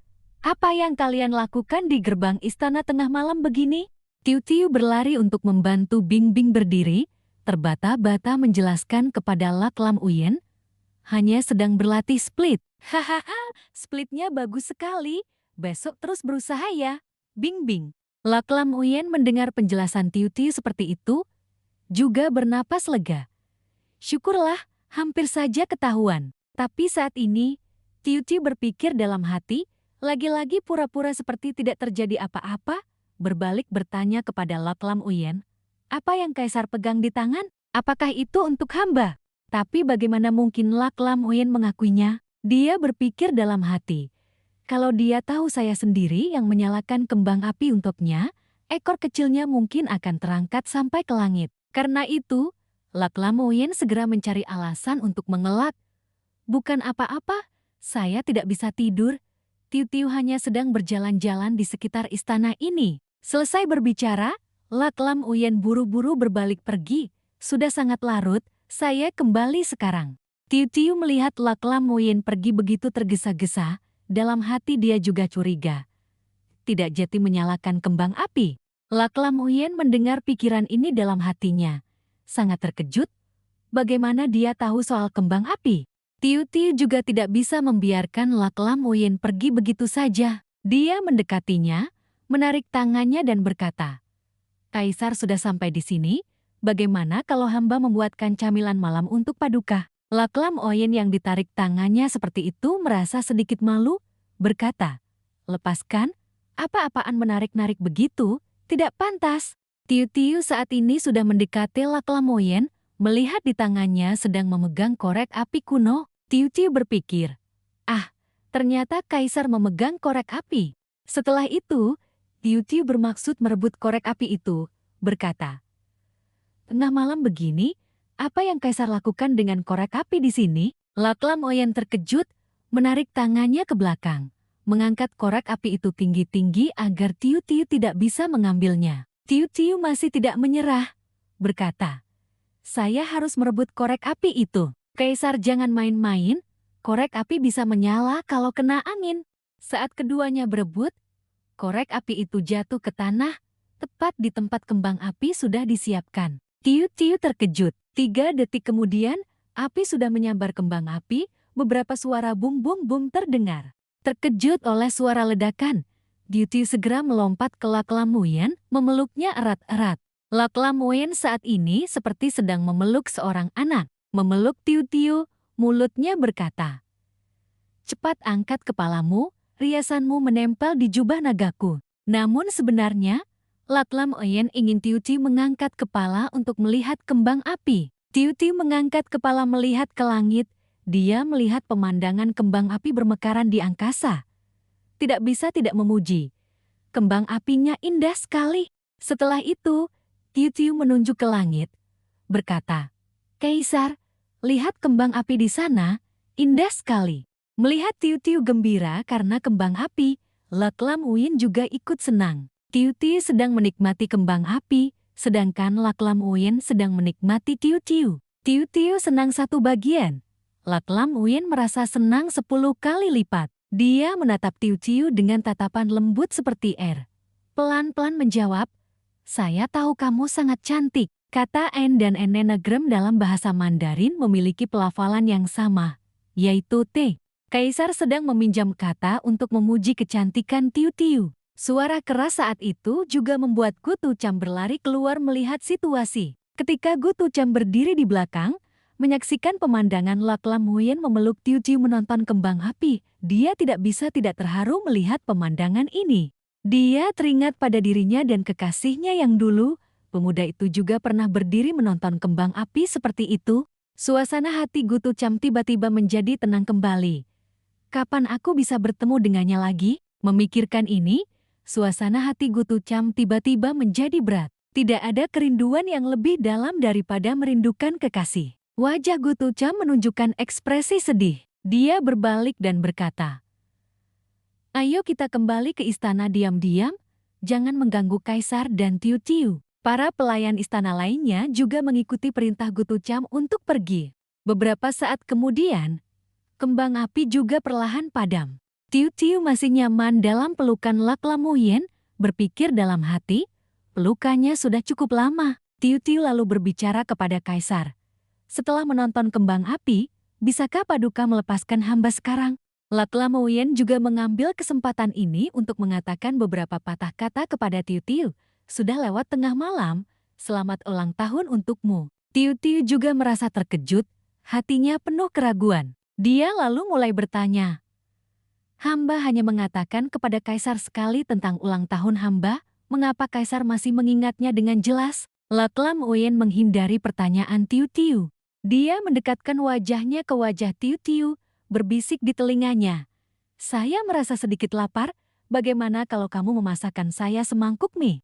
Saat ini, di kepala Tiu Tiu penuh dengan pikiran-pikiran kotor. Teringat pemandangan Lak Lamoyen telanjang, dia melamun berpikir, jangan-jangan dia ingin menjadikan dirinya sebagai hadiah untukku? Namun tepat saat ini, Tiu Tiu mendengar suara perut Lak Lamoyen yang keroncongan. Dia malu-malu menyadari bahwa dia benar-benar lapar. Tidak lama kemudian, Lak Lamoyen sudah makan diam-diam di kamar Tiu Tiu, memakan semangkuk mie instan yang diambil dari ruang sistem. Setelah makan, dia masih bermalas-malasan di kamar Tiu Tiu, tidak mau pergi. Dia juga merasa aneh, berpikir dalam hati. Kenapa dia masih belum pergi? Jangan-jangan dia mau menginap di sini. Itu tidak boleh. Memikirkan ini, Tiu Tiu lalu dengan halus membuka mulut untuk mengusir Lak Lamoyen. Sudah sangat larut, besok pagi Kaisar harus menghadap sidang. Bagaimana kalau segera kembali untuk beristirahat? Apakah Lak Lamoyen juga tahu ini adalah upaya untuk mengusirnya? Tidak mungkin, karena itu, dia lalu memasang wajah menyedihkan dan berkata kepada Tiu Tiu, "Malam ini saya tidak akan pergi, saya akan menginap di sini." Tiu Tiu melihat wajah menyedihkan itu dan berpikir dalam hati, "Kakak, jangan sampai kamu tidak pergi, malam ini aku harus pulang. Kalau kamu tidak pergi, bagaimana aku bisa pulang?" Lak Lamoyen sepenuhnya mendengar kata-kata ini, matanya tiba-tiba sedikit murung. "Pulang? Apakah saya tidak baik padamu? Mengapa? Mengapa kamu ingin menghindariku?" Memikirkan ini, Lak Lamoyen segera meraih tangan Tiu Tiu, menariknya mendekat.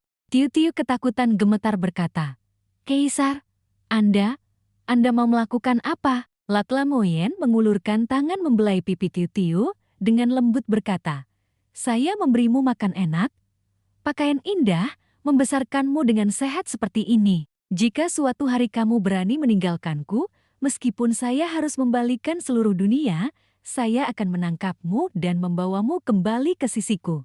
Tiu Tiu menatap Lak Lamoyen dengan tatapan ketakutan. Kaisar sedang berbicara apa? Di istana ini hamba makan enak dan berpakaian indah. Mau lari kemana hamba? Sepanjang hidup ini hamba tidak akan pergi kemana-mana, Paduka adalah yang terbaik. Lak Lamoyen mendengar Tiu Tiu mengucapkan kata-kata ini, dia sepenuhnya tahu kalau dia sedang berbohong. Dia berpikir dalam hati, jika saya tidak bisa mendengar isi hatinya, saya hampir saja percaya. Tepat saat itu, Lak Lamoyen bangkit lagi dan ingin pergi, berkata, "Waktu sudah tidak pagi lagi, saya pergi dulu." Tiu Tiu berpikir dalam hati. Entah dia mau berbuat apa lagi, Tiu Tiu melihat Lak Lamoyen pergi dengan gembira. Berpikir dalam hati, akhirnya pergi juga.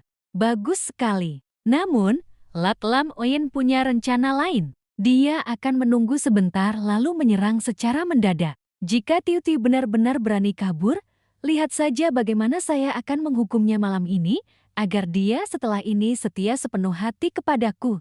Setelah Lak Lamoyen benar-benar pergi, Tiu Tiu baru mengeluarkan obat, mencampurnya dengan sedikit air panas. Melihat mangkuk obat di meja, dia berpikir dalam hati, "Aku harus menghabiskan semangkuk ini, kalau tidak aku akan terjebak di lorong waktu." Namun kenyataan tidak sesuai keinginan.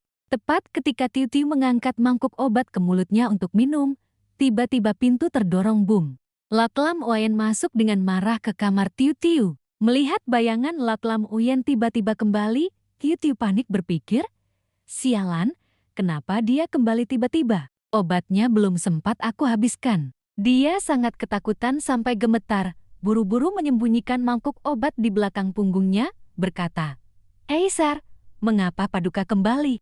Laklam Uyen sangat penasaran bertanya kepada Tiu Tiu, apa yang kamu sembunyikan di belakang? Keluarkan dan tunjukkan padaku. Tiu Tiu menatap Laklam Uyen dengan tatapan jijik. Berpikir dalam hati, mau merebut barangku? Tidak mungkin, aku harus menghentikan waktu. Maka Tiu Tiu masuk ke sistem, bersiap menekan tombol jeda waktu. Namun saat ini, Tiu Tiu panik menyadari, ada apa ini? Mengapa semua tombol berubah menjadi abu-abu? Lalu Tiodat muncul lagi menjelaskan, karena Inang sudah menggunakan obat pulang dan akan segera kembali. Kompas Tiu Tiu tidak bisa dibawa kembali ke dunia modern, JT untuk sementara berhenti digunakan. Tiu Tiu juga terdiam, tidak tahu harus berbuat apa selanjutnya.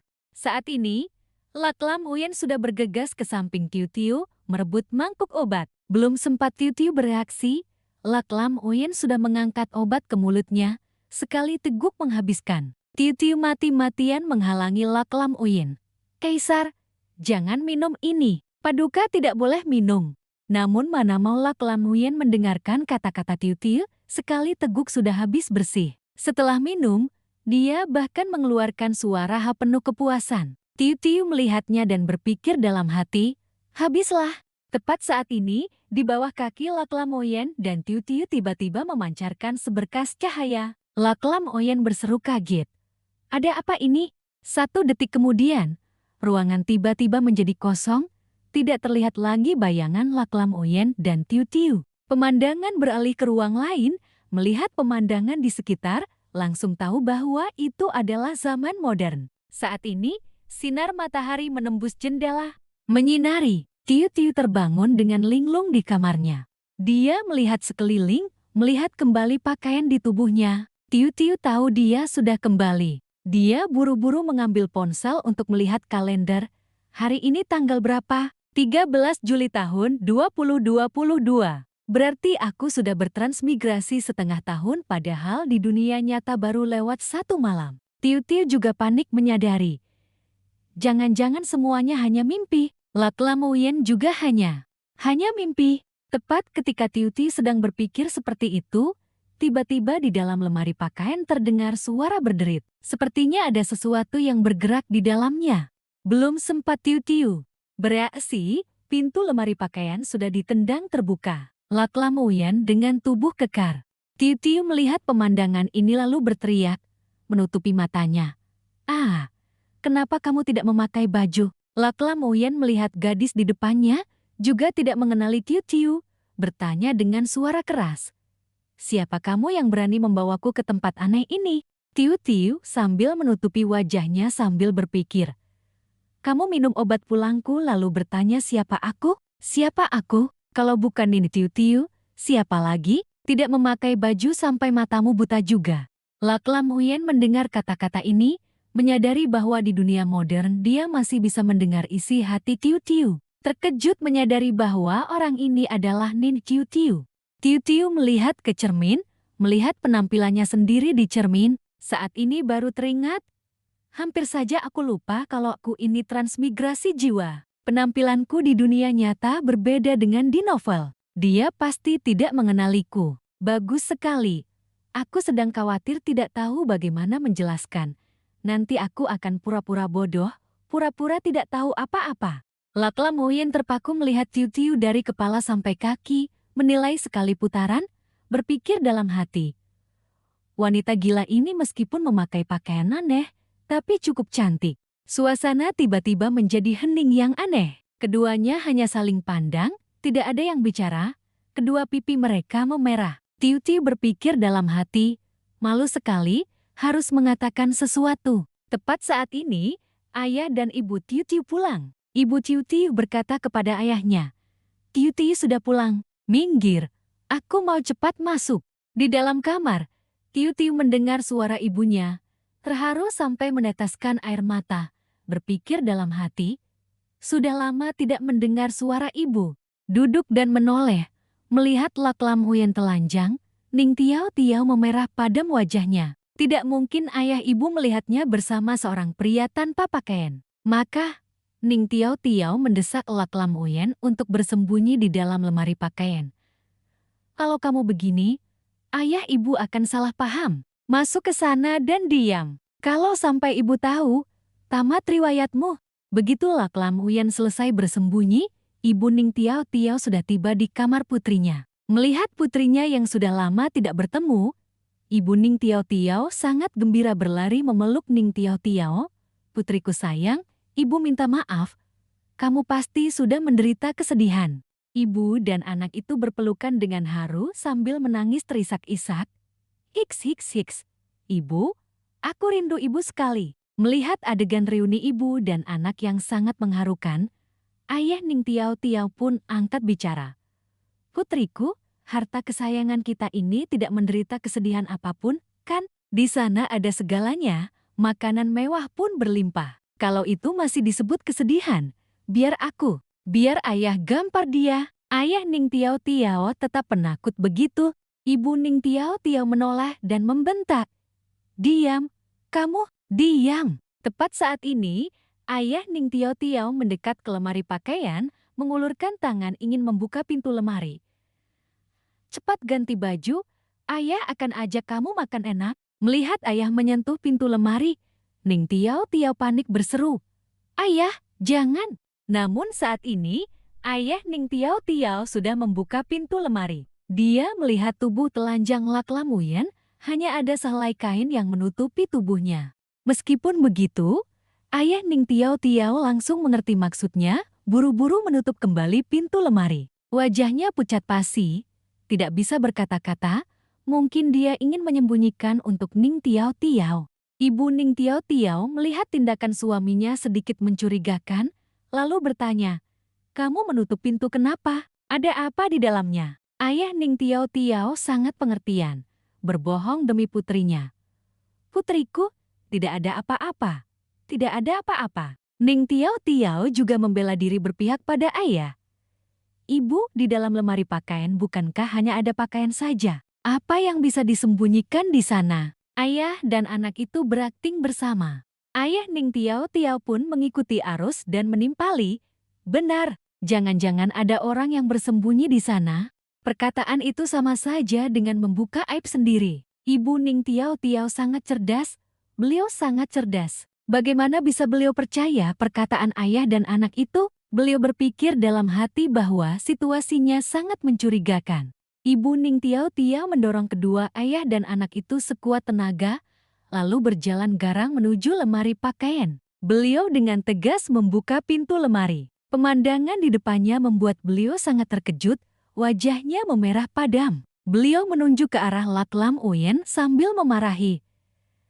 "Dasar pria mesum ini, berani-beraninya memakai gaun putriku, pantas dipukuli." Ini membuat ayah dan anak Ning Tiao Tiao merasa sangat malu sampai ingin menghilang ke dalam tanah, sungguh canggung. Namun tiba-tiba saat ini, Ning Tiao Tiao panik memikirkan Lak Lam Huyen. Ibu jago bela diri, bagaimana kalau nanti ibu terluka saat berkelahi? Maka, Ning Tiao Tiao bergegas ke depan lemari pakaian, menghalangi Lak Lam Huyen untuk melindunginya. "Ibu, jangan pukul dia, dia pacarku." Ning Tiao Tiao berkata begitu karena dia pikir kalau bicara begitu, ibu pasti tidak akan memukulnya lagi. Ayah Ning Tiao Tiao juga merasa taktik ini sangat brilian. Kaisar salah mendengar bahwa Ning Tiao Tiao sedang menyebutnya paha besar karena pengucapannya sedikit mirip. Dia berpikir dalam hati. Bukankah awalnya dia bilang suka menyentuh paha? Saya baru saja rajin berolahraga, sekarang dia malah mengeluh paha saya besar. Setelah itu, Lak Lam Huyen teringat kembali kata istriku yang menurutnya berarti orang ini bukanlah sesuatu yang baik, bahwa dia sedang memarahi orang. Benar, saya bisa memarahinya dengan memanggilnya istriku.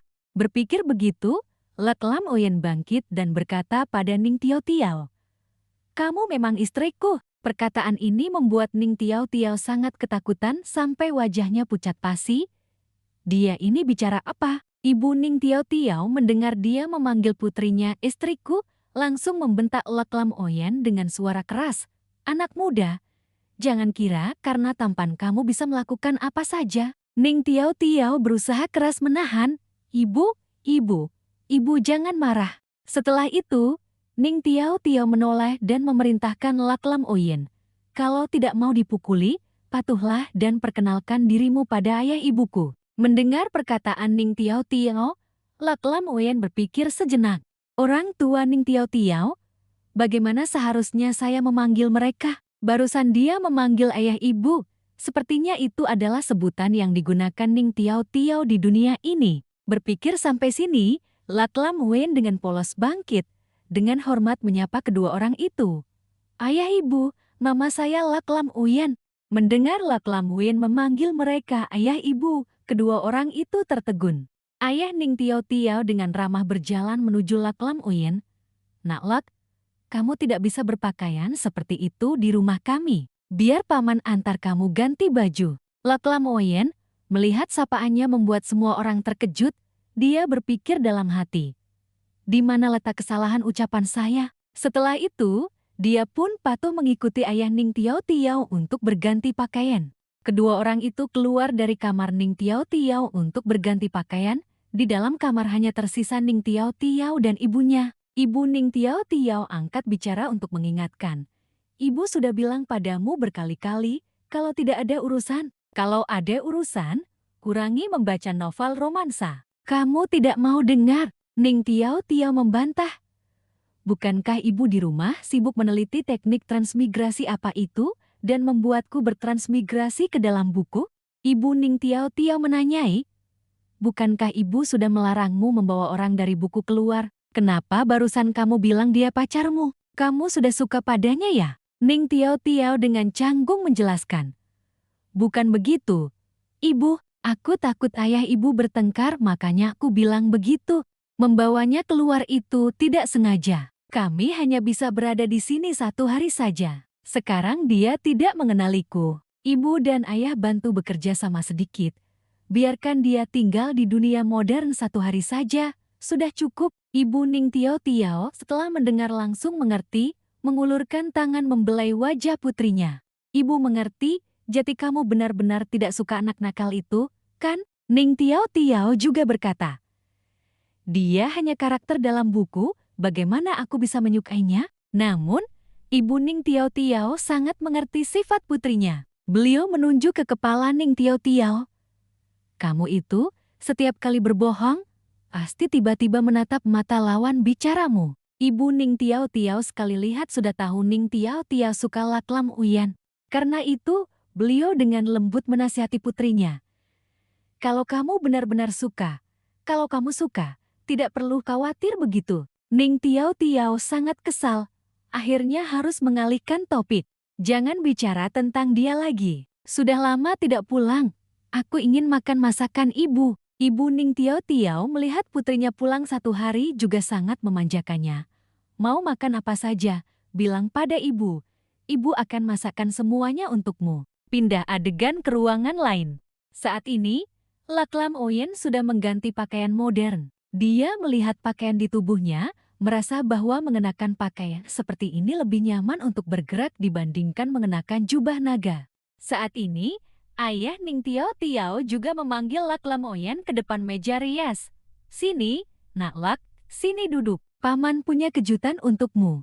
Lak Lam Oyen dengan polos percaya pada kejutan ini, setuju untuk duduk di depan meja rias. Ayah Ning Tiao Tiao menyuruh Lak Lam Oyen memejamkan mata. Dia pun patuh memejamkan mata. Namun, dia masih sedikit curiga. Sebenarnya mau melakukan apa ini? Maka, ayah Ning Tiao Tiao memegang gunting dan memotong habis rambut Lak Lam Oyen. Ini membuat Lak Lam Oyen terkejut dan mengerutkan kening. Lak Lam Oyen melihat dirinya di cermin, dengan curiga bertanya pada ayah Ning Tiao Tiao. Apakah kamu ingin mencukur kepala saya agar saya menjadi biksu? Cepat hentikan! Namun ayah Ning Tiao Tiao tetap ingin memotong rambut Lak Lam Oyen dengan gaya yang rapi, rambutmu panjang sekali seperti orang hutan. Paman ingin memotong rambutmu dengan gaya dunia kami. Selesai berkata begitu, ayah Ning Tiao Tiao menambahkan satu kalimat mematikan. Putri paman suka pria berambut pendek. Mendengar kalimat ini, Lak Lam Oyen terpaksa setuju, memejamkan mata sambil menggertakkan gigi menahan keputusan untuk memotong rambut. Benar saja, demi cinta, apapun bisa dilakukan. Di sisi lain, Ning Tiao Tiao sedang gelisah dan cemas berpikir, Ning Tiao Tiao tidak tahu ayah sudah mengubah Lak Lam Oyen menjadi bentuk seperti apa. Saat ini, Ning Tiao Tiao menoleh ke belakang, tiba-tiba tersandung sesuatu. Ning Tiao Tiao memandang dengan mata berkaca-kaca. Cukup melihat ekspresi Ning Tiao Tiao saat itu sudah tahu betapa terharunya dia. Di depan mata Ning Tiao Tiao adalah Lak Lam Oyen versi modern. Hanya dengan melihatnya sekali saja sudah ingin tidur dengannya. Tidak disangka Lak Lam Oyen mengenakan pakaian modern malah lebih tampan daripada pakaian kuno. Tapi Ning Tiao Tiao berpikir lagi. Rambutnya pendek begitu, nanti bagaimana aku bisa menjambak rambutnya? Saat ini, ayah Ning Tiao Tiao datang dan bertanya, bagaimana? Pria tampan yang ayah berikan padamu ini, cocok kan? Ning Tiao Tiao dengan malu-malu menarik ayah ke samping dan berbisik, ayah memotong rambutnya pendek begitu. Nanti kalau kembali akan sangat merepotkan. Tapi ayah Ning Tiao Tiao juga menjelaskan padanya. Tenang saja, kalau kembali nanti akan seperti semula lagi kok. Kamu bilang dia pacarmu, orang itu maksudnya ayah menyerahkannya padamu untuk dirawat. Kamu harus merawatnya dengan baik. Ning Tiao Tiao bingung, Lak Lam Oyen juga tidak bisa berkata-kata. Dalam benaknya muncul banyak sekali tanda tanya. Bagaimana ayah bisa mengatakan hal-hal seperti ini? Lak Lam Oyen juga sangat kooperatif, berkata pada ayah Ning Tiao Tiao. Saya rasa ayah mertua berkata sangat benar. Ning Tiao Tiao mendengar kata ayah mertua keluar dari mulut Lak Lam Oyen, dia berpikir dalam hati. Kenapa dia bisa beradaptasi secepat ini? Melihat ayah sedang bersiul dan bernyanyi di sana, Ning Tiao Tiao dengan marah menanyai, ayah mengajarkan apa saja yang tidak-tidak pada dia. Setelah itu, Ning Tiao Tiao kembali mendongak melihat Lak Lam Oyen, berpikir dalam hati. Tampan sekali. Tepat saat Ning Tiao Tiao sedang terhanyut dalam ketampanan Lak Lam Oyen, tiba-tiba terdengar suara ibu Ning Tiao Tiao. Ning Tiao Tiao, bawa iPad ibu ke sini, ibu mau lihat menu. Ning Tiao Tiao seperti mendapatkan tali penyelamat, memanfaatkan kesempatan untuk melarikan diri dari suasana canggung ini. Baik, aku ambil sekarang. Saat Ning Tiao Tiao mengambil iPad, di sana sedang ditampilkan sebagian novel.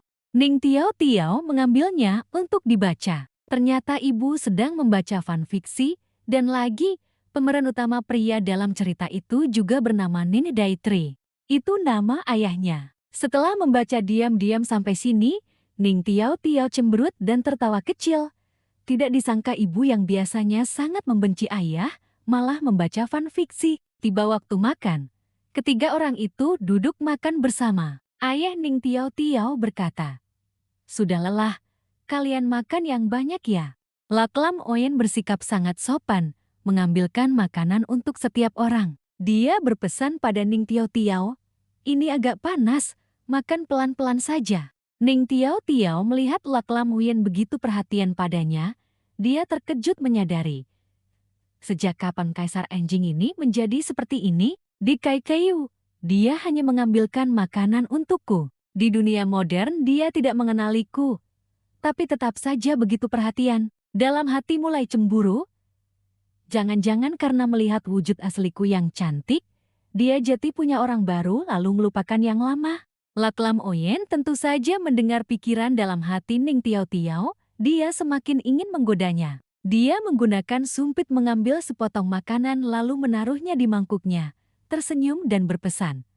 Makan yang banyak. Dia sengaja melakukannya karena dalam hati dia berpikir, dia cemburu. Dasar bodoh, tidak peduli bagaimana rupamu, aku hanya menyukaimu seorang. Dalam sekejap, makan malam pun usai. Setelah makan, ayah Ning Tiao Tiao mengeluarkan selembar kartu bank, berpesan kepada Lak Lam Uyan dan Ning Tiao Tiao. Di dalam kartu ini ada 1 juta. Kalau sudah habis, jangan pulang. Ning Tiao Tiao menerima kartu bank itu, merasa tangannya gemetar. Dia dengan panik berkata pada ayah, "Apa? Hari ini aku kan mau di rumah bersama ayah ibu."